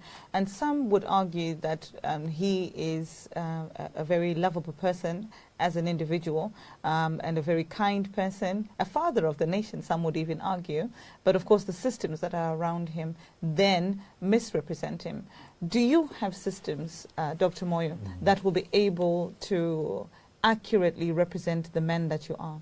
And how are you going to ensure that people that surround you will be able to maintain your vision and cascade it down to the citizen without any interference? Yeah. You see, I think your question again can be problematic. I think what we should be aiming to do and understand is that all human beings are fallible. All of us, me included. If there are no institutions to keep us on the straight and narrow, most human beings will go astray. So, you know, when you look at the history of the US, I think we need to learn something. Or the countries that we look to enjoy being, like you live here, these countries, they've got issues as well. But what they've understood is the issue of checks and balances and the architecture of putting that in place. And also the visibility of saying nobody is exempted from the operation of these institutions. So all of us, if left unchecked, you've got an inclination to be unfair to society by looking after our own interests in a manner that is not equitable. All of us, yeah? Once you've understood this and you care about your society and you want to be credible, you build institutions that do this. That's why I alluded earlier on to institutions of state that protect the constitutions and citizens, as opposed to institutions of state which are captured by a political party. That is just recognition that there is almost like an architecture which is necessary for keeping all of us honest, without exception, me included. It's institutional as opposed to personal. Yeah. Do you have systems in the United Kingdom? Well, absolutely. That's why when things go wrong here, people get caught, people resign, even right up to the Prime Minister. That's why in the US there is the whole process about impeachment. So for instance, in the US, as we speak, there is an investigation to do with interaction between President Trump and the Russians. Tell me one African country where this would happen. Zimbabwe under your leadership? Yeah, under my leadership, yes. But at the moment, show me one, just one, where that as an institutional process would be allowed to happen. Will you allow it? Yeah, absolutely. You see, if we don't do that, then we'll never succeed. That question relates to what you asked me earlier on about the press. Mm-hmm. Those are institutions which provide us with checks and balances in our society. Mm-hmm. It cannot be left to individuals, not at all. It has to be institutionalized in recognition that individuals are fallible. Mm-hmm. You institutionalize it. And then you make sure that in your employment process, getting people who are responsible for running these institutions, there is transparency so that the population can see that these people are the right people in terms of technical skills and personality. So all of that is institutional. So does APA have systems in the United Kingdom? What do you mean, an organizational structure? That's right. Yes, we have. We've started creating. In fact, a couple of my colleagues are here, and I hope you will talk to them later on. We are building those institutions, that organization here. Okay. And of course, if you are joining us from home, this is the Diaspora Urgent Question with me, your host, Carol Nyakujga. Thank you, Chris Chimeri, Whisper Makuni Ganya, Chris Rudo Makoni Mandisodza, Richard Mujeri, Tawa Govere, Ano Dlamini, Shadrach Zinyemba, Farai Mutsunguma, Duchess Cleo, Shamisi, Els Dube, and of course Sharon Borerwe Rusike. Thank you for joining us here on the Diaspora Urgent Question, where tonight we are speaking to Dr. Nkosana Moyo, who is a presidential candidate for the 2018 elections soon to come in Zimbabwe. Dr. Moyo, moving on to transport, it's nearly everywhere that you look within Zimbabwe, there is a high accident rate, and of course the transport system in Zimbabwe has become what some would argue a disaster. What do you think is the cause for this perilous situation? Again, resources, but let me give you an example of how irrational we are. So I think maybe a couple of years ago or slightly longer, the government managed to do a deal with Group 5 of South Africa, and I think the DBSA, the Development Bank of South Africa, financed the rehabilitation of our roads, right? Now, this issue which I kept going on about, sequencing things correctly, grow the economy in order to have resources to do all of these things. So what did we do? We rehabilitated all the minor roads, and except the one road, which is the artery for the economy, Beitbridge to Harare. Up to today, that road has not been rehabilitated. What we should have done, if we're being rational, we should have, as the first phase of rehabilitating our infrastructure, the road infrastructure, we should have taken the money and put it into rehabilitating the road, which would allow an improved functioning of the economy. And that road would not have been debated. Beitbridge to Harare. We should maybe even have considered dualizing each way. In other words, make it 4 lanes. But we went and spent money on all of the minor roads, which don't facilitate the growth of our economy, which would have allowed the revenues to government to grow for them to then deploy in supporting the rest of the services for infrastructure. That is the irrationality that I was talking about earlier on. The things we do are very difficult to explain. And I do not know what kind of mindset or framework we use to do this. So there is a typical example. So what would your plans be then in terms of rehabilitation of the wider roads, of the actual roads? Would you be targeting what you're saying is the artery?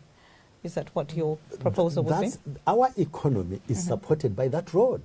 So you would have thought if you are interested in growing your economy so you can then support your spending, investment into the economy, you look at the high growth or high return elements of your infrastructure, and you look at those first. The railways. The railways provide you with a bulk movement of goods at a cheaper cost. Our railways have all but disappeared. So there is no rationality in terms of the things we do. None whatsoever. I've been made to believe, I don't know whether this is true, but I saw pictures. Air Zimbabwe is serving no purpose. It often flies into places like South Africa with 1 or 2 people on board, burning millions of dollars of fuel. And of course, we've just gone ahead, I gather, and bought 3 more wide-body jets. Please. So do you have plans then to resuscitate the airline, and how do you intend to do this? So my view is that, yes, there is a role for the airline, but I would also open up for the private sector to compete with that airline so that either it genuinely has got a role to play or it's got none. But I would prioritize. Air Zimbabwe takes routes to go to Europe and China and Asia and so on and so on. I would look at what is Air Zimbabwe there to do in an economic sense. Other people can fly long-haul jets into Southern Africa. Air Zimbabwe should be trying to help tourists access our country from the sub-region. So if you create a very strong Air Zimbabwe between Joburg, for instance, as an example, and the Vic Falls, you know there's going to be traffic. A lot of Africans actually would like to come and visit Zimbabwe if we started up our infrastructure properly. So I would look at Air Zimbabwe does not go to Nigeria. South Africa Airways does. Why?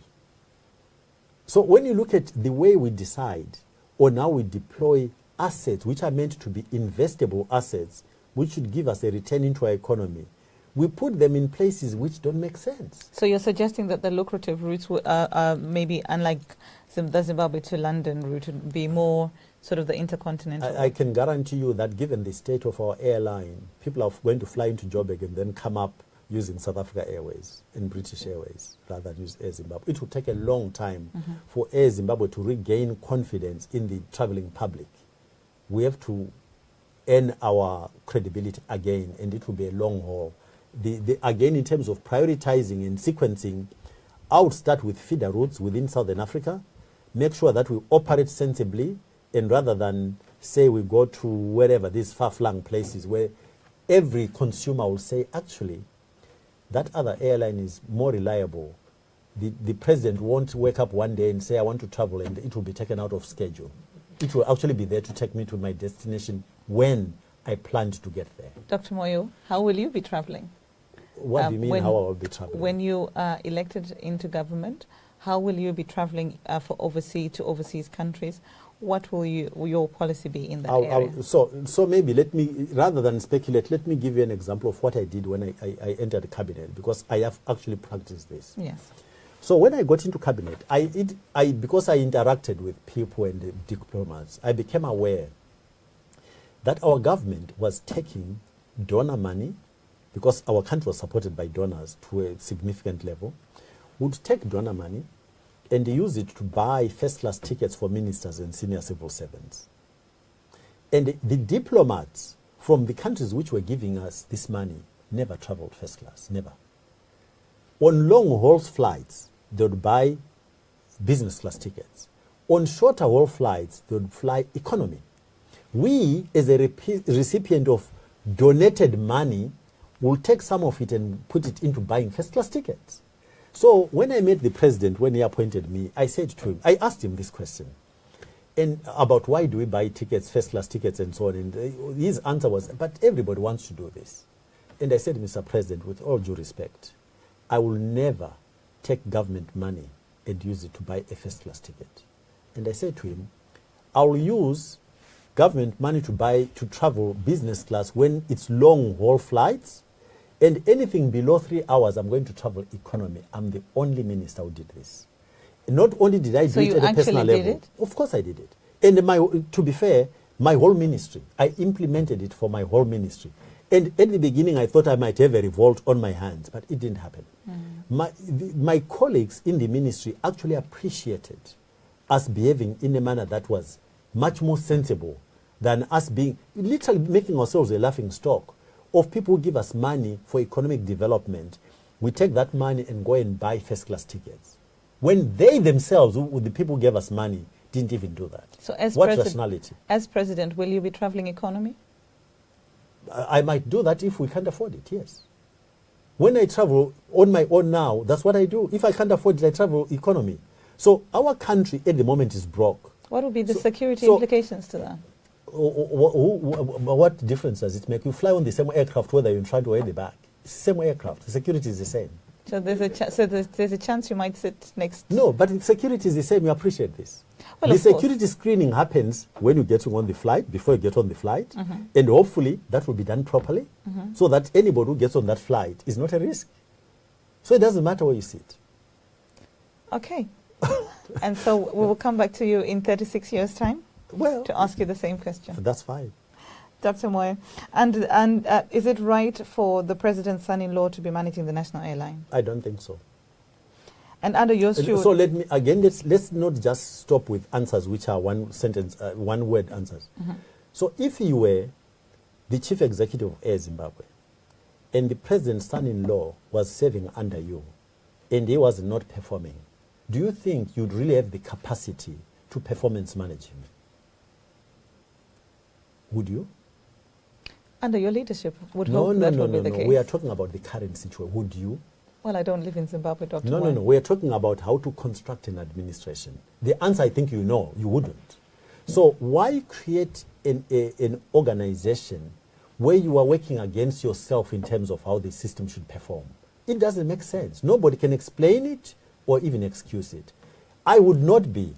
If so, just to make sure it's not personal, if I had a head of state who gave me his son or son-in-law to work under me, and the things were not right, I would know that if I performance manage them, I'll lose my job.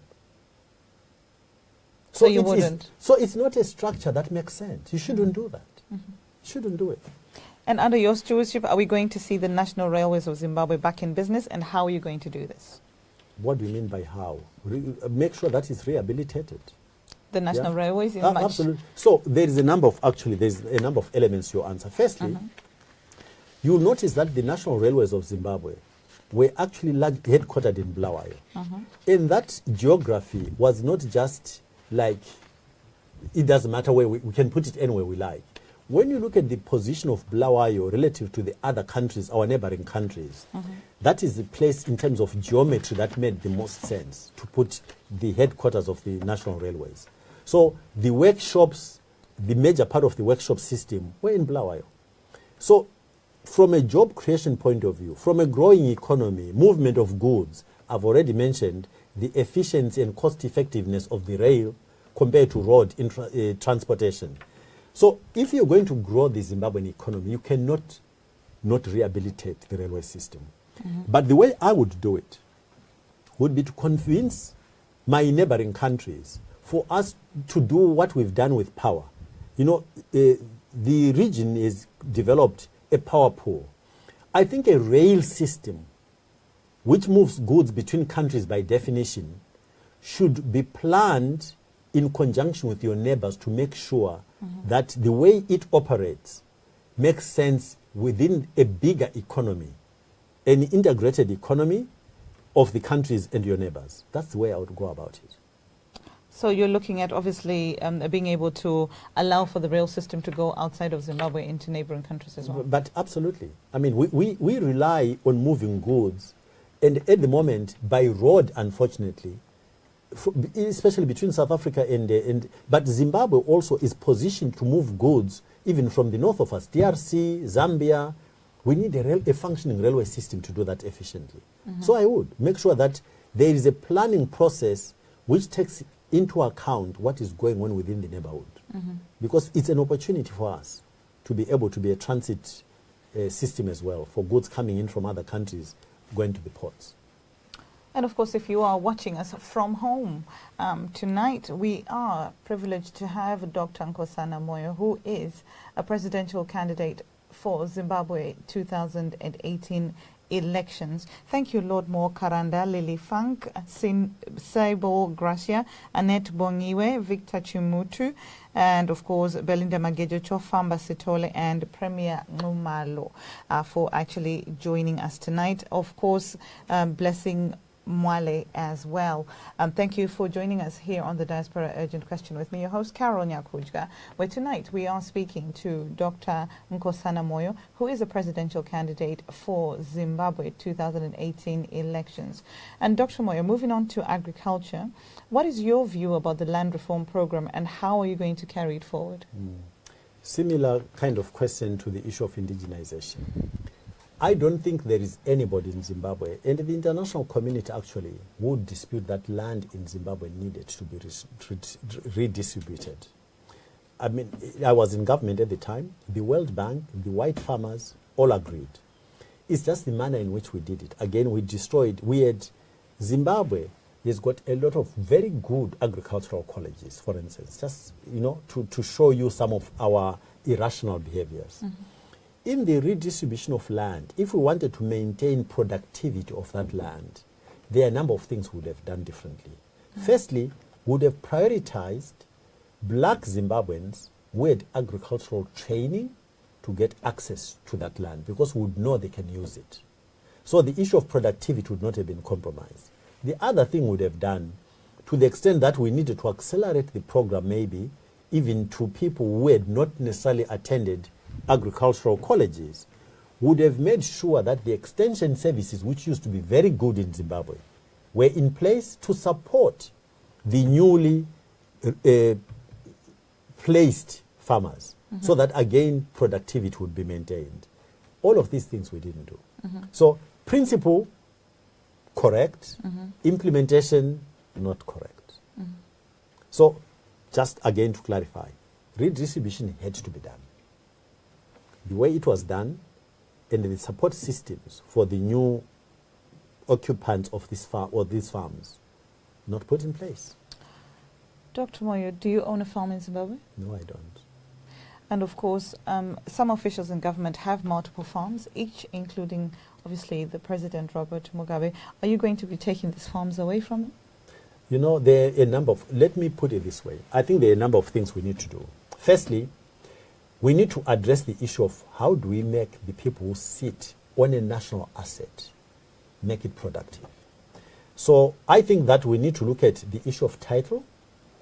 Our farmers at the moment don't have title, deliberately, I think, so that they're always beholden to government and they're afraid it can be taken away from them anytime. Secondly, I think we need to introduce a tax system, tax the land, so that those who sit on land that is unproductive will not be able to keep it. And that will release land which we can then manage properly in terms of who gets access to that asset. It's a national asset. Yeah. So in other words, what my answer is saying to you is, you are saying there are certain distortions in the system. That's right. Are there going to be ways found to correct those distortions? And the answer is yes. Okay. And of course, Deputy President Mnangagwa is very keen on command agriculture. What is your understanding of it, and do you think it is the right path? Firstly, the word itself, command agriculture, suggests a militarization of agriculture. And no, I don't think it's the correct thing. I believe that the Zimbabwean government ought to be facilitating for Zimbabweans to do things for themselves. In other words, we create an environment as opposed to force them into ways of doing things. We create an environment that is transparent, equitable, perceived to be, and is in reality. We create that environment, and the citizens use their entrepreneurship, which they've demonstrated to have in spades, to do what they know how best to do for themselves. In this respect, actually, let me observe that if there is one thing that our government has done for us, is to make us understand absolutely that our survival does not depend on government. Our survival depends on what we do for ourselves. The only problem at the moment is that government not only leaves us to our own devices, but governments invests a lot of energy in creating obstacles for us, hurdles for us to jump over. And that should not be the case. You will soon be government. Yeah, but I won't do that. I won't do that. No, you will not do no. Government should be a facilitator, not a creator of obstacles. Government, we believe in servant leadership. So let me, maybe this is an opportunity for me to explain something. Next year we're going to be voting. I've been at pains to explain to my fellow citizens that the voting process is actually citizens giving those who apply for a job, giving somebody a job. When you give somebody a job, you are the boss, right? Citizens are the boss. At the moment, the government is treating us as if we were not the boss, and that government is our boss. But government is an employee of ours. So how do they turn it around and become our boss? So when you go to vote, really understand this. You are like joining a selection panel to give one person the job of head of state. But you are the boss. And so the process you should go through is, I understand the job that needs to be done. I look at these candidates. I'm part of the selection process. And I'm going to look at their qualifications, their track record, the things they've done, and match it to the job that I know needs to be done. And my selection of who I vote for should be based on that framework. There's a job to be done. I'm the employer as a citizen. I am the employer, I'm the boss. I'm giving you. So people like me amongst the other candidates, we're going to be applying to you for a job. And you have to decide. But that is that sounds like a perfect ideal. But that's what it is. How realistic is that? It is. In the nation of Zimbabwe. No, that's what it is. People have voted Dr. Moyo over and over and over. That's another and the misconception. result has been the same. Okay. So how do you suggest that the citizen of Zimbabwe will be able to employ a different employee? Yeah. So let's deal with your question in two parts. In history, there is no way in history where a regime has been able to stand against the wishes of the people forever. In our own country, there was a certain gentleman, and I hope you remember this, who once said, not in 1,000 years. Do you remember? Yes. Oh, you remember that? Yes. Where is he today? Well, probably retired in a nursing home. Well, no, he's actually late. But the point is, by the time he became late, this not in 1,000 years nonsense had disappeared. So there is not a single regime anywhere in the world that has been able to stand against its wishes of its people forever. Okay? Point number one. Point number two, when you look at the voting statistics of our country, actually the majority of our people don't bother to go and vote. The majority of the eligible voters do not vote. Yeah? About 60%, just under 60% don't vote. Only just over 40% bother to go and vote. Our argument as APA is that we are putting on the table what we believe is a framework of how a country ought to be run to attract these 60% who don't vote. And we believe that if those people turn up en masse, all of the manipulation that has been happening will not happen. The attempts to make it work will fail. When you've got very narrow margins, it's easy to manipulate. When the margins are much larger, it's harder to manipulate. So my appeal to Zimbabweans is, don't be put off by history. Remember, interpret the history in context. Only a minority of our people have been voting. Mobilize all your friends and relatives to turn up en masse to make the manipulation of the election much more difficult. And you'll win if we do that. So what would you say then to those that argue that Zimbabwe is actually just not ready for change in terms of being ready to have a different leader, in terms of a different president, that all the candidates that have come forward are perhaps there to be splitting the vote? But given the numbers I've just given you, I hope that you realize that the argument of splitting the vote is completely nonsensical. Yeah, the numbers say we ought to be attracting the 60% who are not voting. We shouldn't be fighting over the minority who are voting. So the splitting of the vote is not an argument. At the moment, the question should be to those who are making this argument, what are you going to do to try and make sure that the 60% who are not participating are voting? So do you know where the 60% is populated? What do you mean? Where they're Zimbabweans. They're in Zimbabwe. Are they in a particular location? Are they urban Zimbabweans? Are they They rural will Zimbabweans? be everywhere. They will be both urban and rural. And our issue is that we should get our Zimbabweans, those who are eligible to vote. And we should make them understand that the manipulation of the vote is easier to achieve when the margins are narrow, and when the margins are much bigger, this is going to be harder to achieve. You made a contention about readiness. I'm reminded of a quotation by President Mandela. President Mandela said, "It always looks impossible until it's done." When you travel through our country and see the state, which you and I have been discussing, whether it is road, whether it is electricity, whether it is water, whether it is health, whether it's schools, all our people are being subjected to this depravity of the environment, an environment that is not conducive to a quality of life in any dimension. Now, what I do not understand how somebody could make a statement like that when the people on the ground are living in these conditions. I think the Zimbabweans who live day to day in these conditions are absolutely ready for a change. They're ready for a change. And of course, if you are out there tonight, we are speaking to Dr. Nkosana Moyo, who is a presidential candidate for the 2018 elections for Zimbabwe. Thank you once again, Wilfred Nyangani, Arno Dlamini, Sarah Butler-Rees, Mudiwa Chiweshe, Nicole Nobuhle Mwanatsa, and of course Linda Kamaruko and Roland Moyo. Busi Kumalo as well for joining us here on the Diaspora Urgent Question. With me, your host Carol Nyakujga.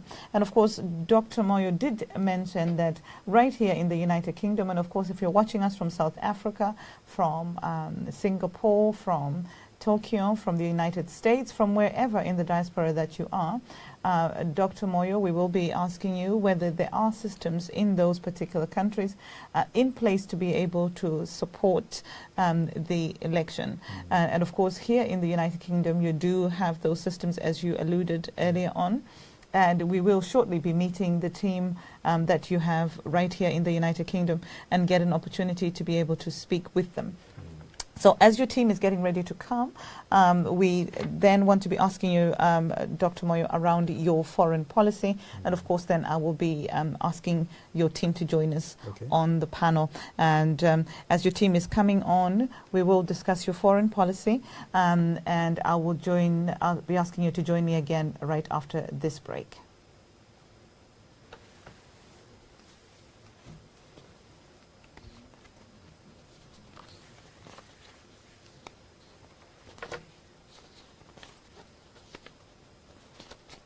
Okay, Dr. Moyo. Okay, let's welcome the team.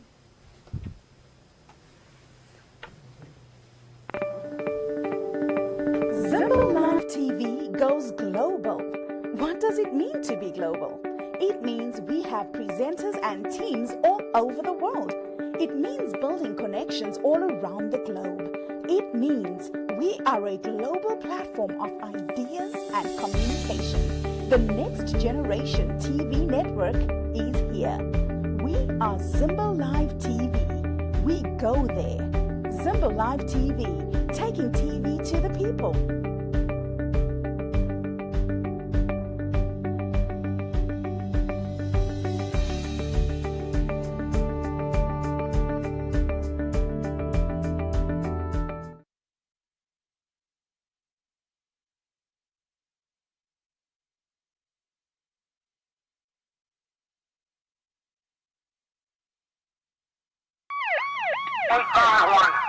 Go ahead and disregard the case. We got him at San Jacinto and Pacific. Out there. Yeah, out there. 25. Any news, Mr. Masocha? Anywhere? She started packing her belongings into her car, and this is when Mr. Douglas Furutsa pounced on her. This is Vicky Storm reporting. We're live at the Old Bailey. All I know is he is a pedophile. He cannot just go. He might have managed to get away with it this time, but not next time. There's three more people coming up. Beauty Mchkora, Zimbo Live TV, bolted. Mr. Nazare! Mr. Nazare! Mr. Nazare, say! Mrs. Masocha, Mr. Masocha, don't touch me, please. Anything you want to say today? Mr. Nazare. Give me some money for the phone to me. Beauty Mchkora, Zimbo Live, Huntingdon, Cambridge. Do you know what the allegations are? Sex offenders. It's all sex. He can't just keep his zip down. This is what we do here on Zimbo Live TV. We report from the ground. We go to where the issues are taking place. Zimbo Live TV. We go there. We tell the story live from the ground.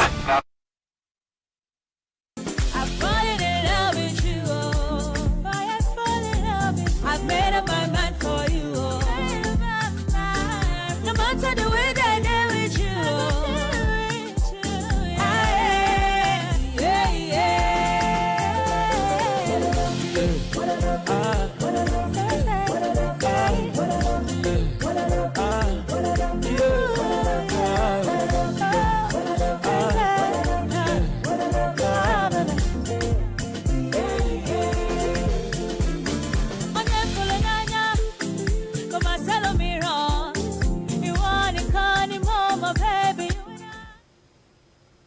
A very good evening and welcome once again to the Diaspora Urgent Question with me, your host, Carol Nyakujga, where tonight we are joined by the esteemed Dr. Nkosana Moyo, who is a presidential candidate for the 2018 Zimbabwe elections that will be coming.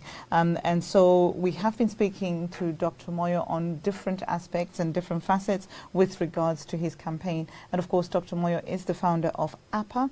And tonight we are also joined by representation from right here in the United Kingdom of APA. And with us tonight is Dr. Nkosana Shumba, who is the Vice Chairperson of APA UK and Europe. A very good evening to you and welcome to our program. Okay, and so we also have Grace Mupfurutsa, who is the Information and Publicity Upper UK and Europe. A very good evening to you and welcome to our program. Thank you very much, Carol. And of course we have the main man himself, Dr. Nkosana Moyo, who is of course the president of the Alliance for the People's Agenda, shortly known as APA. And I will be speaking with you tonight with regards to the party in itself. And so APA, is it not too late for you guys to be coming and sort of introducing this new party, APA? Dr. Shumba? Okay, let me talk to the Zimbabweans and say events that reveal flaws are cataclysmic. That means they're disruptive. You leave a trail of mistakes behind you, become a captive of your past. We have seen since independence, Zimbabweans have been suffering, Zimbabweans were shunning their country, Zimbabweans are dotted all over the country, and this is the actual moment where we think as Zimbabweans we should be able to stand and resist and start pitching those leadership or the leadership that best represents the people of Zimbabwe, and it is the time. And you are that leadership? Yes, we really believe this is the leadership because it has the people's agenda and is driven from bottom. It's not a top-down approach sort of leadership. It's servant leadership. Servant leadership. Is it not too late? No, certainly not. I think the timing is absolutely perfect. We were privileged to watch events in the political sphere in Zimbabwe last year. There was the introduction of bond notes. There were a lot of demonstrations. There's a lot of discontent. Despite that, despite attempts to engage the government, nothing came of it. Zimbabwe now has no currency, and I'm quite privileged to be part of APA because as a diasporan, I feel that this is a party that actually wants to hear what my grievances are. Not only that, they're actually consulting me and my friends and my family who are interested in how do we shape the constitution so that we are also included. There are certain mechanisms that will exclude us, and that's out of our control, but we can still participate in meaningful ways. So we are actually mobilizing, we're building up a membership, we're building up structures here in England, Wales, Scotland, Ireland, and reaching into Europe as well. If you remember, it's only been less than 30 days since Dr. Nkosana Moyo made his announcement. So I think the expectations of people should be realistic. We are trending, we are building. We've got a dialogue group, and all the information and the discourse is actually informing our constitution. So when you see the constitution, it's going to be a constitution by the people because it is our agenda. And we are reaching out to Zimbabwe and ensuring that we are not getting left out, because a lot of us want to go home. A lot of people have delayed or deferred ambitions. We've got children that are growing up here, children that, you know, some of them are thriving, some of them are not, some of them are not rooted, and they want to have their identity. So a better Zimbabwe where people have got choice is a good Zimbabwe. I haven't seen a political party on the ground that I would have felt I want to support, but with APA I have no doubt whatsoever. You have no doubt whatsoever? Absolutely not. And of course, you have alluded to the fact that you are building. Is it not too late to start building at this stage? I don't think so, because again, let's go back to it's the people's agenda. Are the Zimbabweans happy?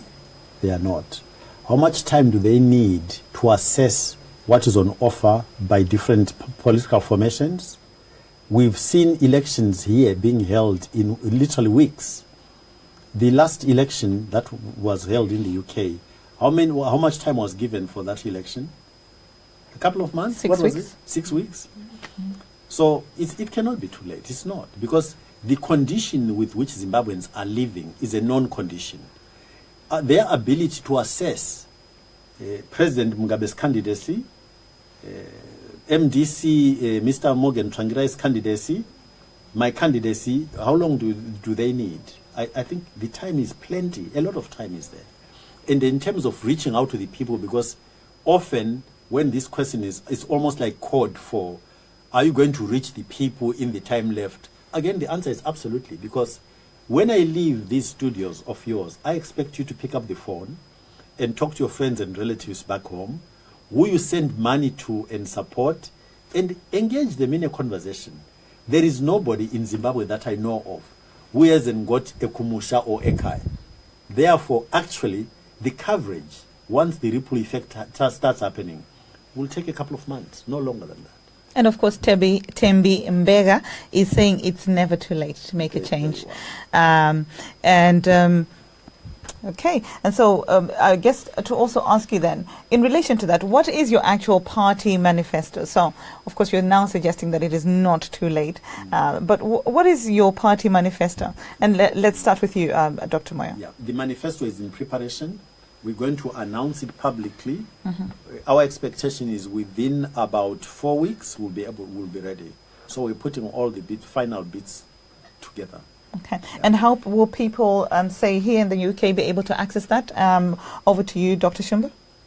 Right, what has happened, we are appealing to Zimbabweans in the diaspora, in the UK and the world over, to start rallying behind changing a system that has deprived them of a livelihood.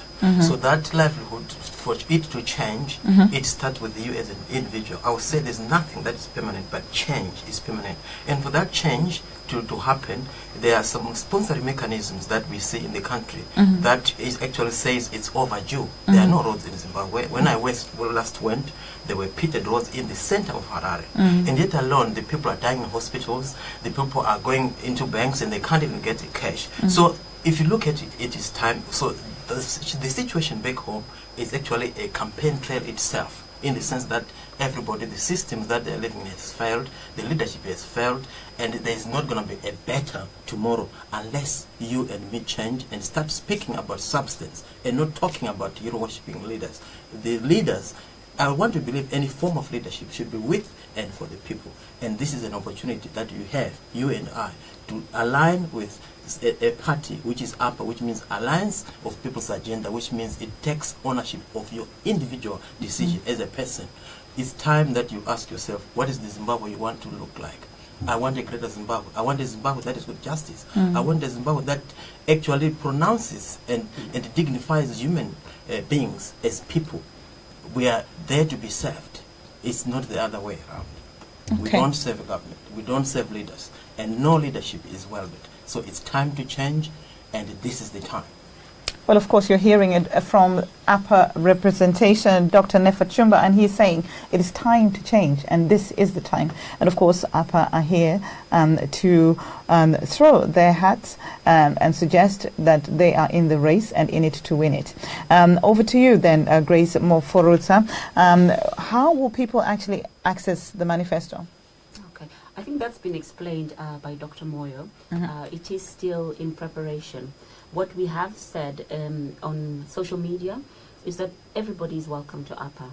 APA is very Pan-African. I think it will appeal to people who, you know, celebrate the heroes of our liberation struggle openly, and we're not ashamed of that.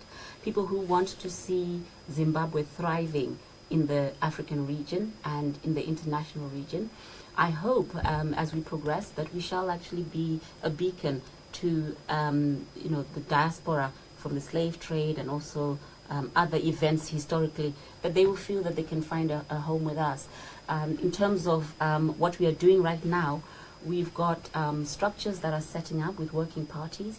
We recognize that women are really important in development, and our leader has really emphasized that there needs to be a 50-50% gender representation. So, you know, if there are women out there, you are invited to get in touch.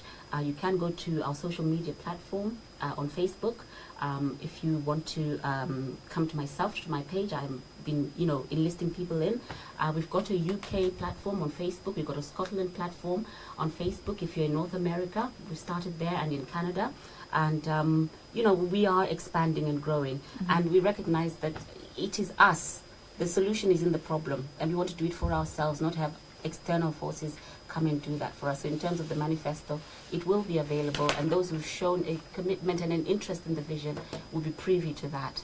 And, you know, even those who are a little bit skeptical, I think people need to make an informed decision. Okay. But and maybe so, just to supplement that, yes. Clearly, I mean, in this day and age, you'd expect our manifesto will be on our website, and it will be. All right. And that was obviously the next thing that I was going to be asking you, that when the manifesto becomes available, how are people going to be able to access it? Or of course, you've made direction there to people that are in the diaspora. And of course then, to your grassroots voters who are in the rural areas, how are they going to get access to the manifesto? Are you going to give them chibage in... as other parties have done in the past? Will you give them zungu and seed and maybe some clothes and maybe some shoes? The upper approach is that Zimbabweans are quite capable. Provided the government implements the right policies, Zimbabweans are capable of growing their own chibage and their own zungu. That is much more sustainable. We don't believe that a government should be bribing people once every 5 years, come around before elections and give them chibage and nzungu and fertilizer, and then disappear for the next 4 years and come back before the next elections. No. We are going to make sure that Zimbabweans are empowered to become proud of themselves by being able to feed their own families. Yeah, government will only step in those cases where there is a drought in a region, for instance, and our way of doing it will also make sure that you don't have to produce an upper card in order for your family to get access to these resources. They are yours as a citizen, not because you are upper. So whether you are ZANU or MDC, if there is any need for government intervention, you will benefit as a Zimbabwean. It's your right as a Zimbabwean. Okay, so it is your right as Zimbabwean. Are you going to be a friend of the West as APA? And how are you going to seek the removal of sanctions by countries like the UK or America? Firstly, we're going to be a friend of everybody. The other day I jokingly said, somebody asked me a similar question but differently. They said, oh, there is a policy about looking to the East. And I pointed out that if you've done very basic geography, you will understand that if you go east and keep going, you will end up in the West. Okay? So our view as a country will be friendly to everybody. Yeah? We will not make choice. At the moment, it's a global village. China, who we say are our friends, they do business with the US and the UK and all the European countries. So what sense does it make for us to say we will look east, implying we will stop in relating to Eastern countries, China amongst them, when China actually is doing business globally? What are we trying to what are we saying? So we'll be guided by our interests, and our stance as a basic thing will be everybody is our friend, but on the basis of our interests. As it should be. And of course, Mike Mahlangu, thank you for joining tonight. And Mike is saying, I think this is the real deal for Zimbabwe. And it just translates, and of course then he's making inferences to a different party here. But of course his initial comment is that he thinks that this is the real deal for Zimbabwe. Okay, and of course then, just a few more questions for you, Dr. Moyo, and then we will open it up to our audience at home to ask a few questions, and that will wrap it up for the night. Okay, and so what would you say that your relationship is going to be with the AU and SADC? And would you say that these organizations are relevant to you as APA? Very much so. Dr. Moyo.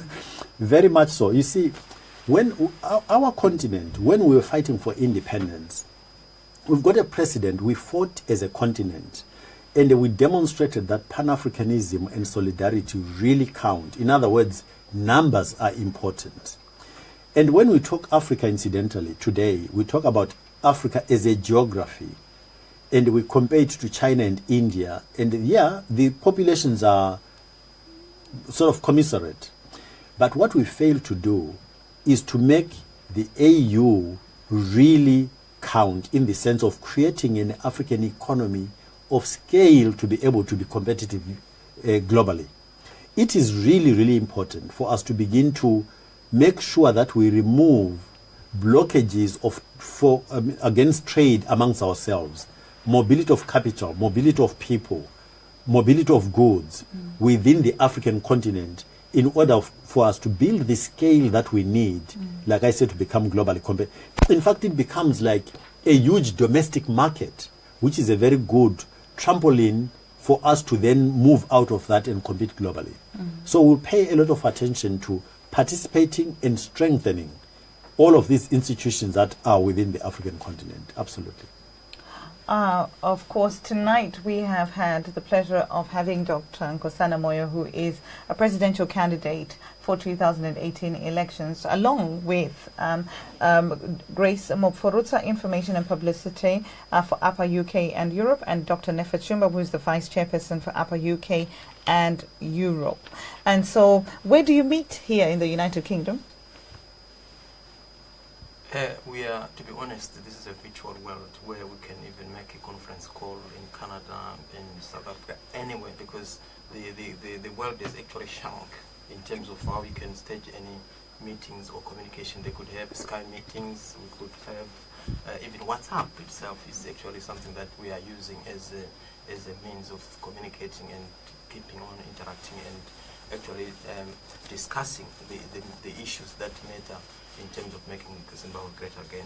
So with all this media, and at times we'd also call for meetings where we physically come. Like this Sunday, we had the opportunity to meet the good doctor here, so that we could get initiated into the actual vision of APA, so that when we start reaching out with that informed sort of a picture of the organization itself per se.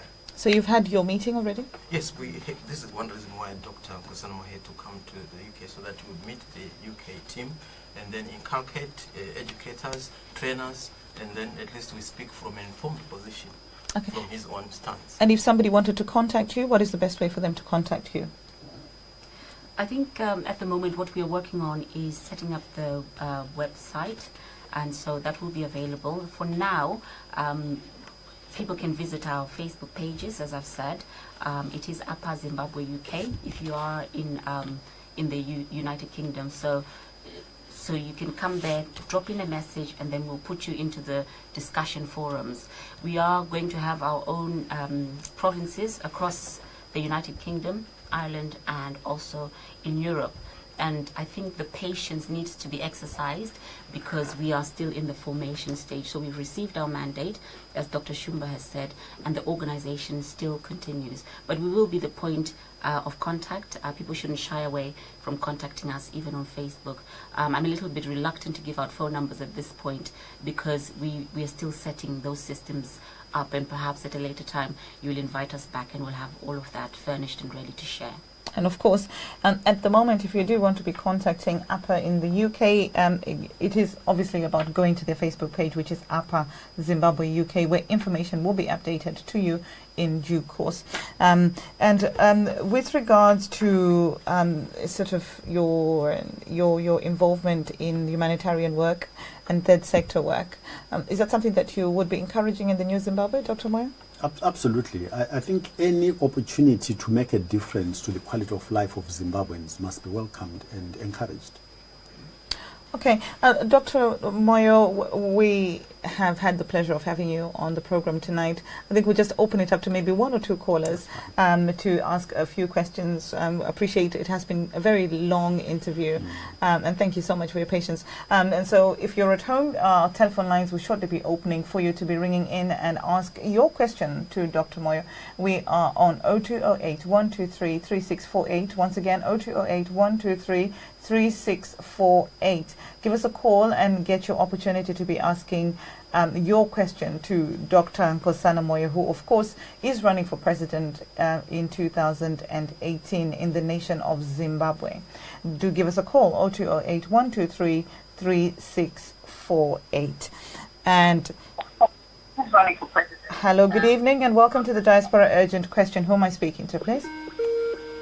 Good evening, actually. Hi, who am I speaking to? My name is Nkosana Moyo. You're okay. Welcome to the Diaspora Urgent Question. You've got a question for Dr. Nkosana Moyo? Yes, I've got two questions actually. My first question really is to do with some of the figures that he's given when he said that his priority is to try and get 60% of the people that do not vote. What I wanted to find out from the doctor really is Where is he getting those figures, but 60%?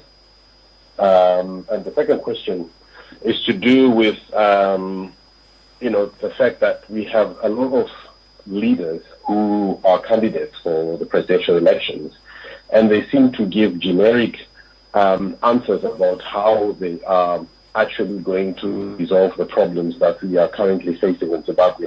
My question really is, are we going to have an opportunity, maybe through the websites or other forms of mediums, where we can actually see what they are actually going to do on the ground, so we can make an informed decision as to, who to vote for based on what they promised. Okay, thank you for those questions. Over to you, Dr. Moyo. Yes. Let me start with the second question first. Clearly, I cannot answer for other political formations.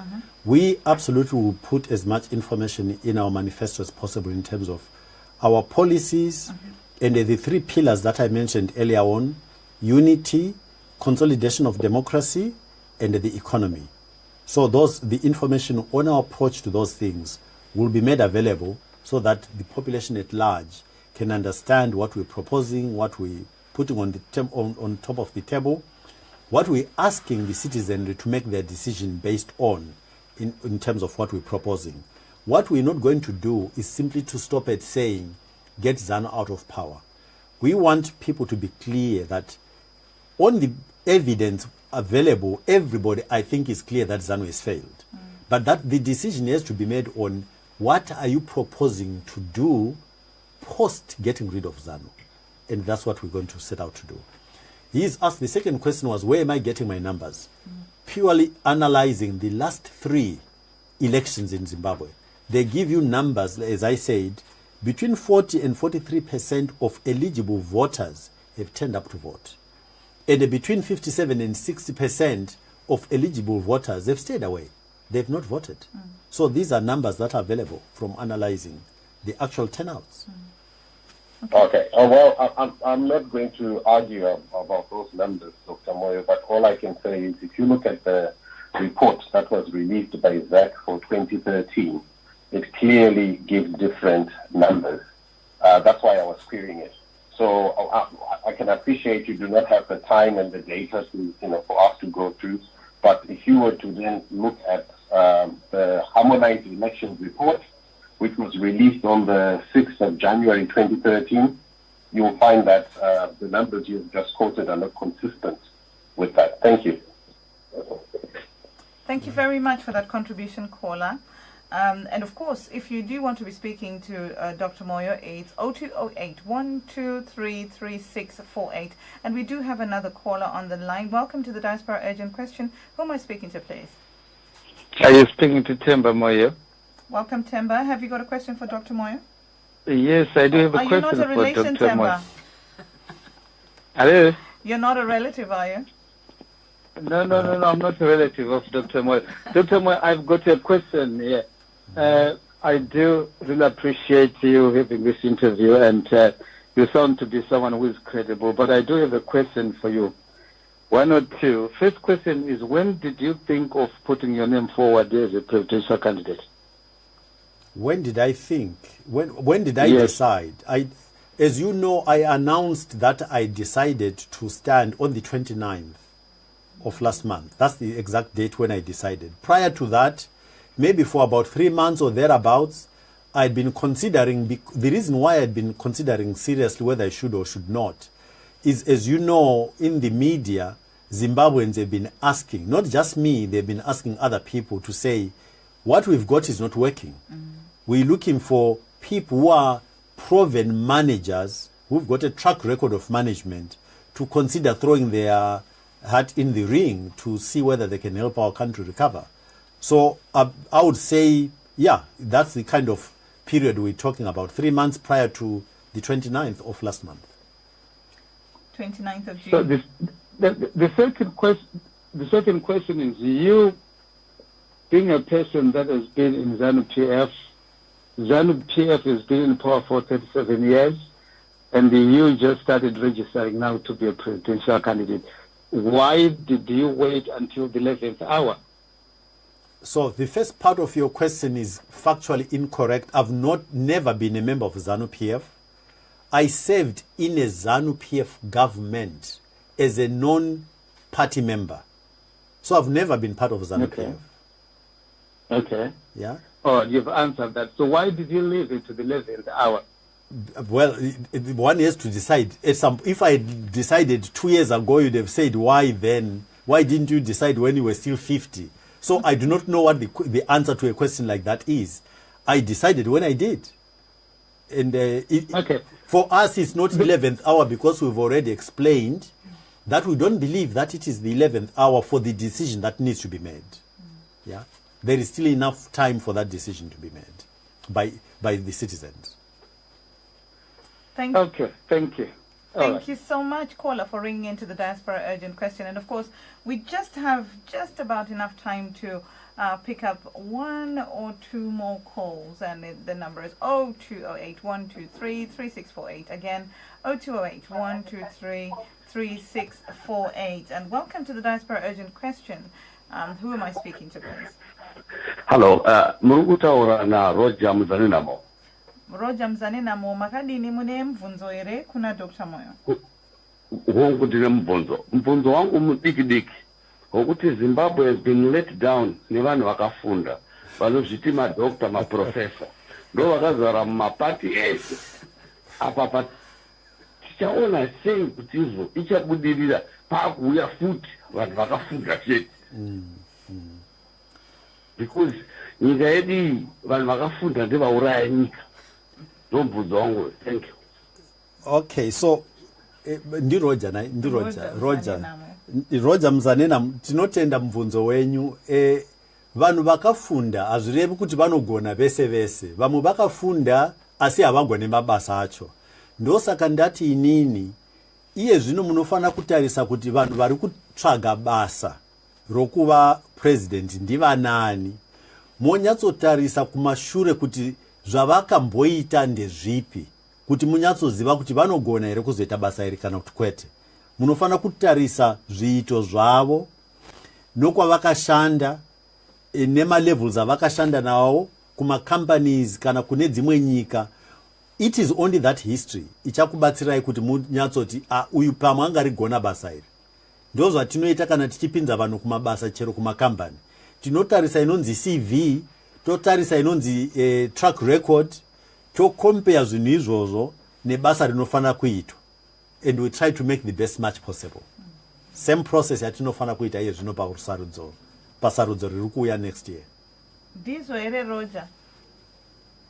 And of course hanzina Jimmy Kaun vadofa akawanda but Dr. Moyo ndizvo. And of course, we'll take the last call right here on the Diaspora Urgent Question. Thank you for ringing in to the Diaspora Urgent Question. Who am I speaking to, please? Hello, caller. Good evening. You're speaking with Lawrence. Yeah? Lawrence, thank you, Lawrence. Have you got a question for Dr. Moyo? Yes, I've got questions. I just wanted to understand. You was highlighting that the manifesto is going to be launched in a few weeks. My question is, they said, if you could look at the abbreviation, they're saying it's Alliance for Citizens, and they included the participation of citizens in their manifesto. And the last also question is, I just wanted to hear his views in terms of issue-based politics. To say in Zimbabwe, are the people ready for issue-based politics? Because if I could look on paper, Dr. Moyo appears to be the rightful candidate. I don't have a doubt of such. But my main question is, in terms of the majority electorate, are they clued up in terms of issue-based politics, where they will be able to look to say, this is a better candidate compared to this other one? And lastly, in terms of the rural electorate, what is the intended plan? Because I can understand on an academic level, yes, people can probably relate to him, but the people in Gumbozata, the people in Bocha, how will he be able to convince and actually convince them to vote for IPA? And Mawire, is he working also with Pastor Ivan Mawire? Thank you. Okay, so the first part of the question which I want to deal with is the compilation of the manifesto, including consultation with the ordinary people, and the answer is absolutely. So because we want that name not to just be a name, Alliance for the People's Agenda. So in drawing up our manifesto, we are talking to people. We are establishing what the issues on the ground are. That our manifesto is going to reflect that. So that's point number one. The second and third parts of his question are actually related. Are Zimbabweans ready for an issues-based election, and then the rural areas? So I often tell people that I grew up in Berengwa, Makuba School for those who know it, in a peasant farming family.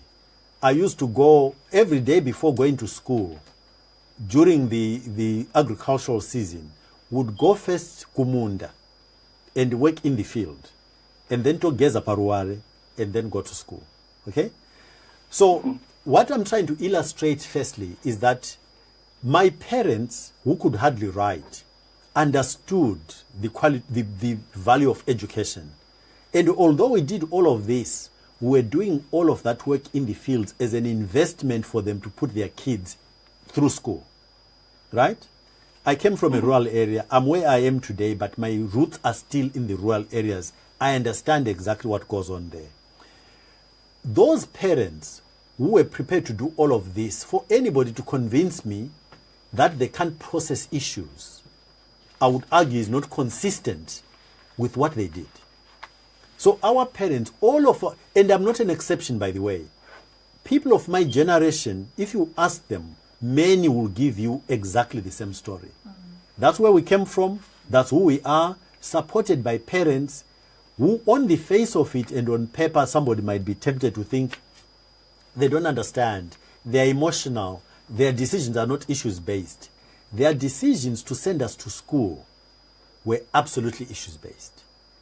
They were oppressed by a white regime. They understood that in order to get out of that circumstance, they had to invest in education to make that sure that their children would not essentially be caught up in the trap in which they lived. Very issues-based. Now, let's go back to the rural issue. How do we reach rural people? I said earlier on, Carol, when you asked, I can't remember which question, but I pointed out that there is no Zimbabwean I know who does not have a Kumusha or a Kaya. There is none.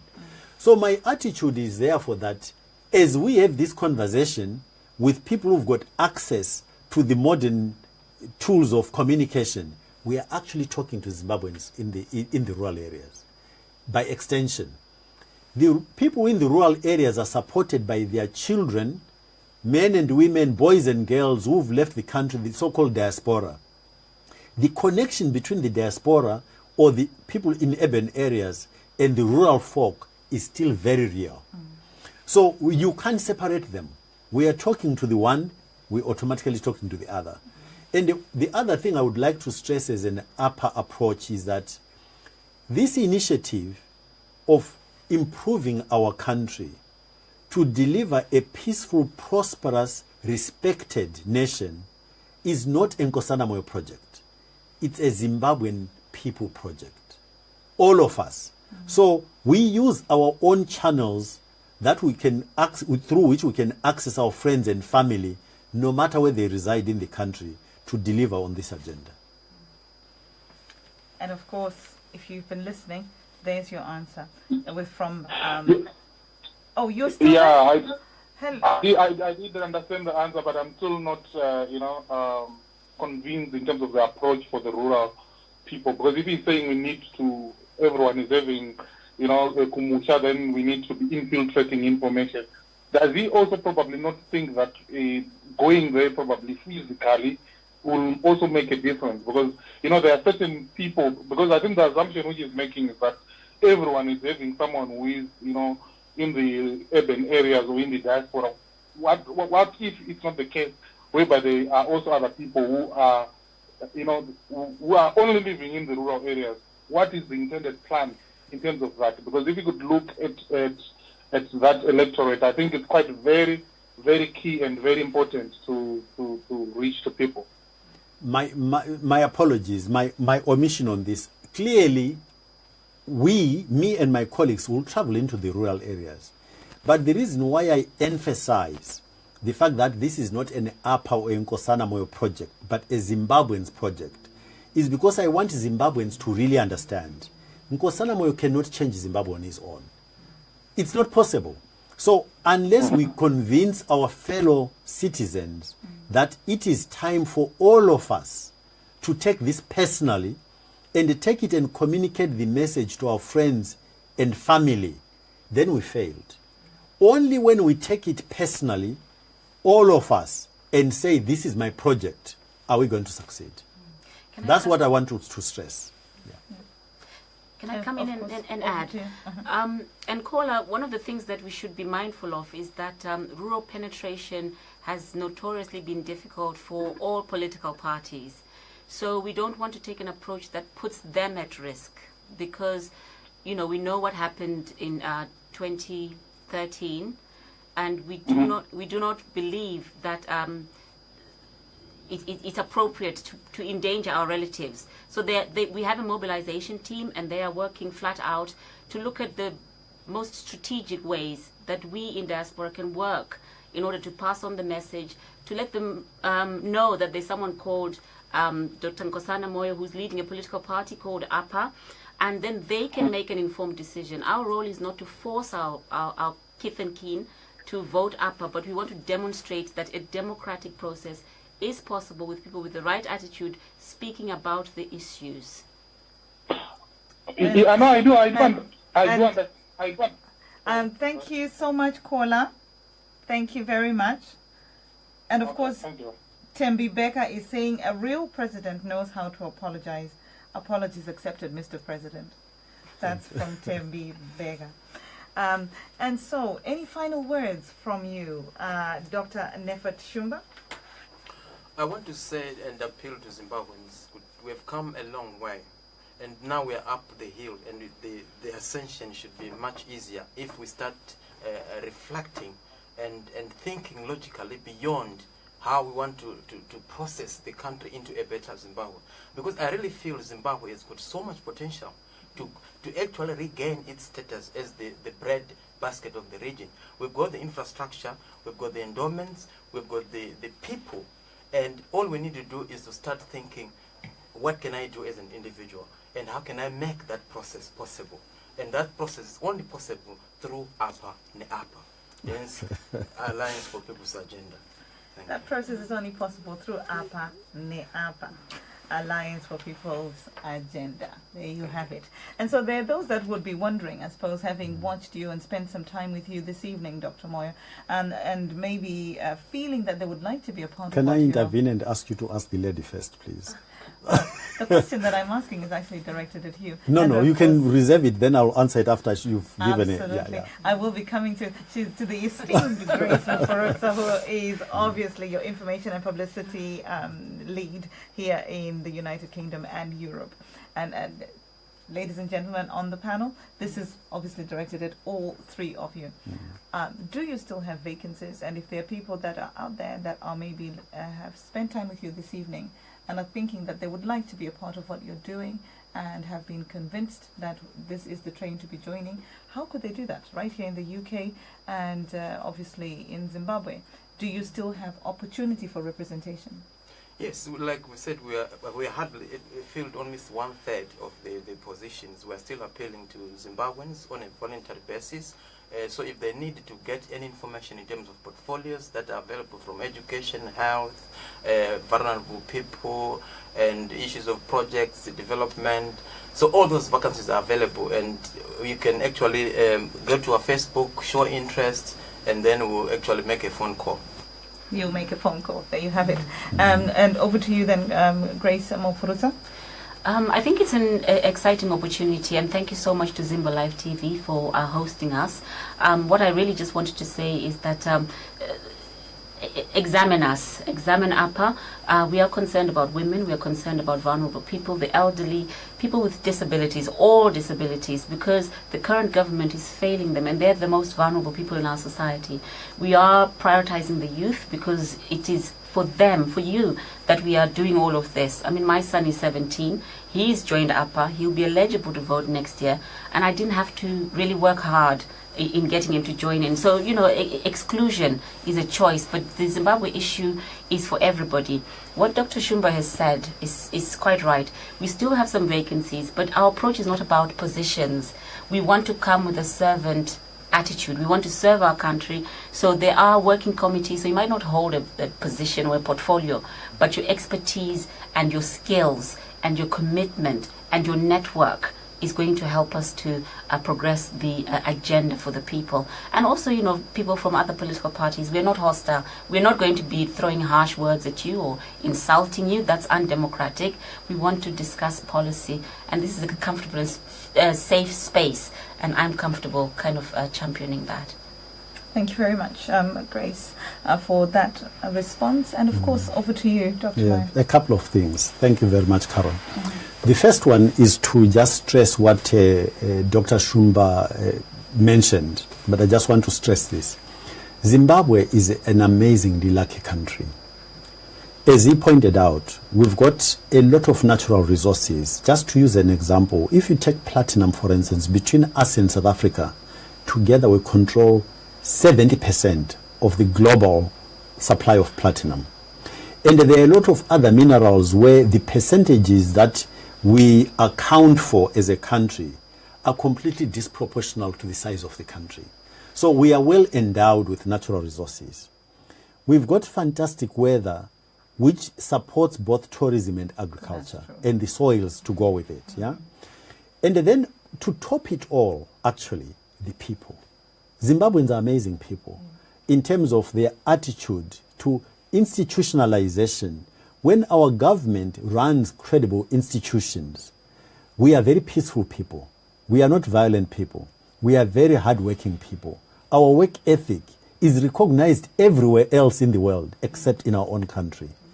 These are components which, if you get a correct leadership, servant leadership, we can make our country really fly very, very easily. It's not difficult at all. The second point I want to make, however, is that we, all of us as Zimbabweans, need to absolutely personalize this particular project. It is, as a Zimbabwean, I should be saying to myself, now I'm not talking as Nkosana, just as Zimbabwean. Every single one of us should be saying, this is my project. It's my responsibility. I have to be clear about the kind of Zimbabwe I'd like to live in. And then I have to take personal responsibility in creating it. I should not be passing the buck.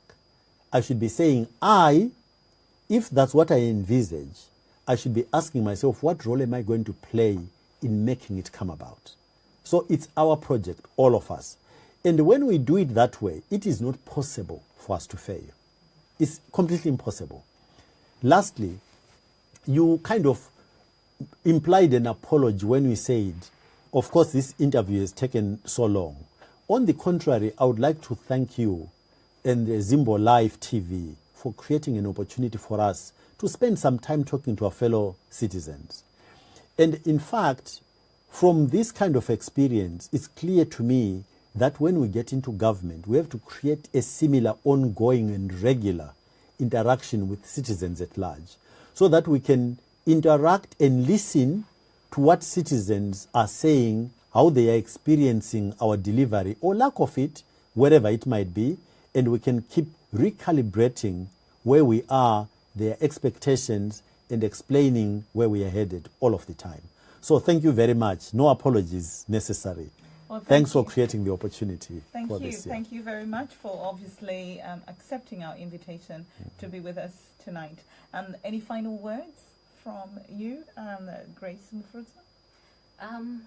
Just it's very exciting, and I do consider APA. It's got something fresh, something new, and it's valuing all citizens. Thank you very much for that. And of course, final words from Final word is enough, and all of us should be saying that and it is time. Everything is possible for us because the stars are aligned. Let's get it done. And of course, Dr. Moyo earlier in the interview alluded to the fact that he made remembrance to the words of Dr. Nelson Mandela, which is that it seems impossible until it is done. And of course, Dr. Shumba has said, and Grace Mupfurutsa is suggesting that the type of leadership that APA are standing for is servant leadership. And of course, Dr. Moyo is asking that the people of Zimbabwe personalize the project and make it their own. It has been an honor and a privilege to have you with me tonight on the Diaspora Urgent Question. And of course, I am your host, Carol Nyakujga. Thank you so much for joining in from home. And of course, thank you to yourself, Grace Mupfurutsa, who is the Information and Publicity Officer and lead right here in the United Kingdom for APA, for the UK and Europe, and Dr. Dr Shumba, who is the Vice Chairperson for APA in the United Kingdom and Europe, and of course Dr. Nkosana Moyo, who was our main guest tonight, who is the President of the Alliance for the People's Agenda, APA, and of course a presidential candidate 2018 in Zimbabwe. Thank you for joining us on the Diaspora Urgent Question, and I do hope you join me again next time as we speak to people in our community that are moving and shaking the nation. And so from me, Carol Nyakujga, till next time, is thank you and good night.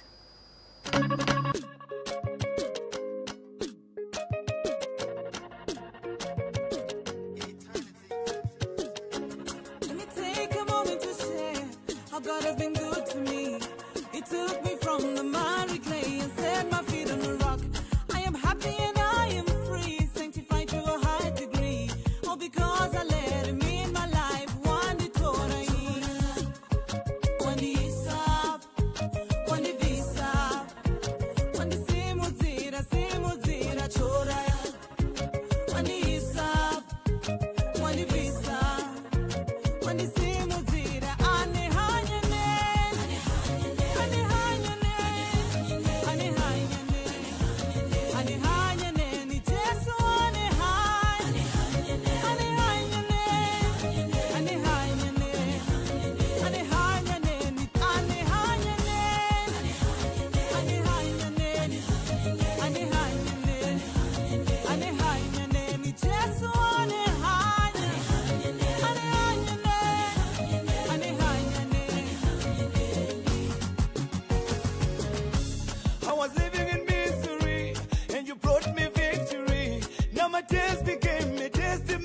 By your mighty power, you have given me a reason to live with your awesome grace.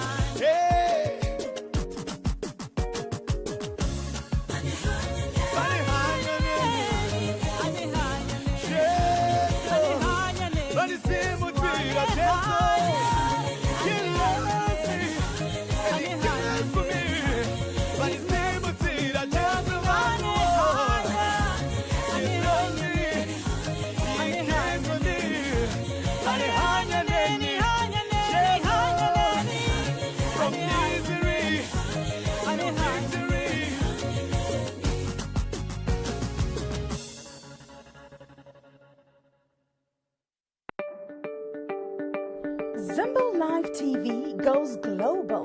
What does it mean to be global? It means we have presenters and teams all over the world. It means building connections all around the globe. It means we are a global platform of ideas and communication. The next generation TV network is here. We are Zimbo Live TV. We go there. Zimbo Live TV, taking TV to the people.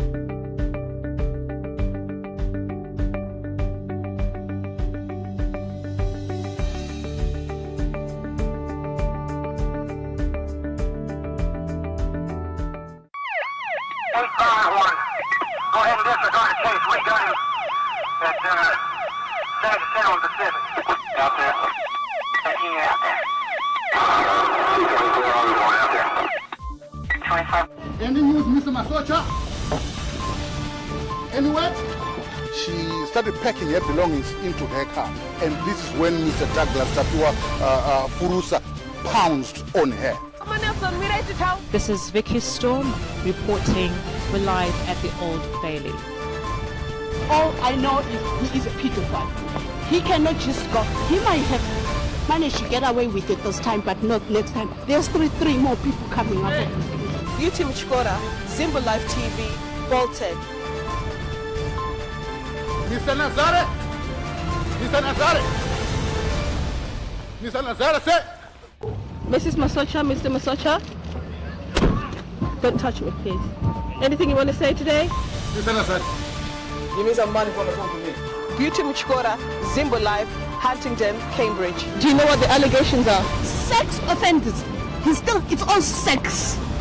He can't just keep his zip down. This is what we do here on Zimbo Live TV. We report from the ground. We go to where the issues are taking place. Zimbo Live TV. We go there. We tell the story live from the ground.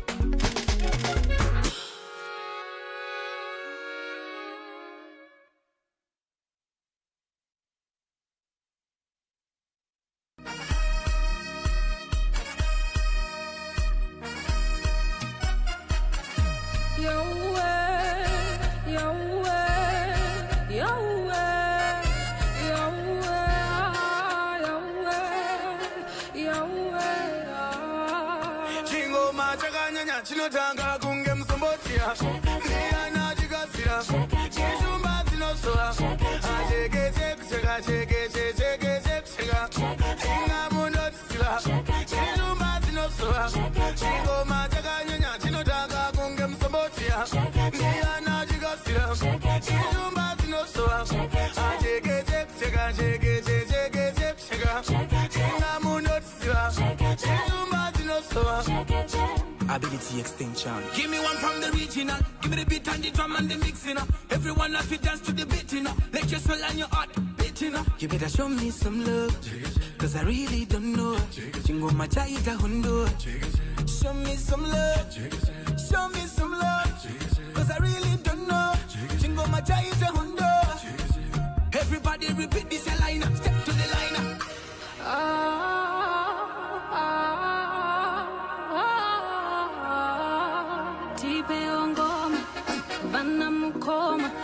Kudikitira kushika shungu za pera Tipeo ngoma Vana mukoma Kudikitira kushika shungu za pera. From there to the toe, to the spirit and soul, I've come alive again. DC and the end, DC and the end.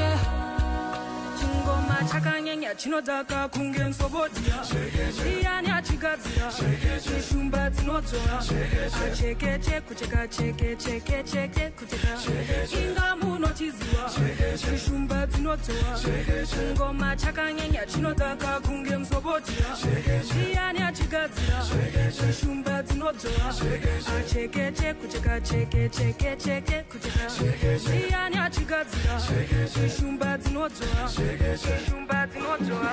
I don't mind if I can dance in the morning light.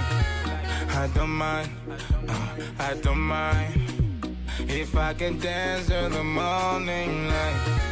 I don't mind. Jana daikuno, jana mbumura mutekuno, jana rova, ngumama CEO, avisa mataikuno, shingoma ichichakanya, shinenge banga kucheka nyama, so put it the bag, shingoma chakanyenya chinodaka kunge msobodia Diani achikazira Chishumba dzinodzora Cheke kucheka cheke kucheka Inga munochiziwa Chishumba dzinodzora Chingoma chakanyenya chinodaka kunge msobodia Diana chikasira Chishumba dzinosowa Cheke kucheka Inga munotisiva Chishumba dzinosowa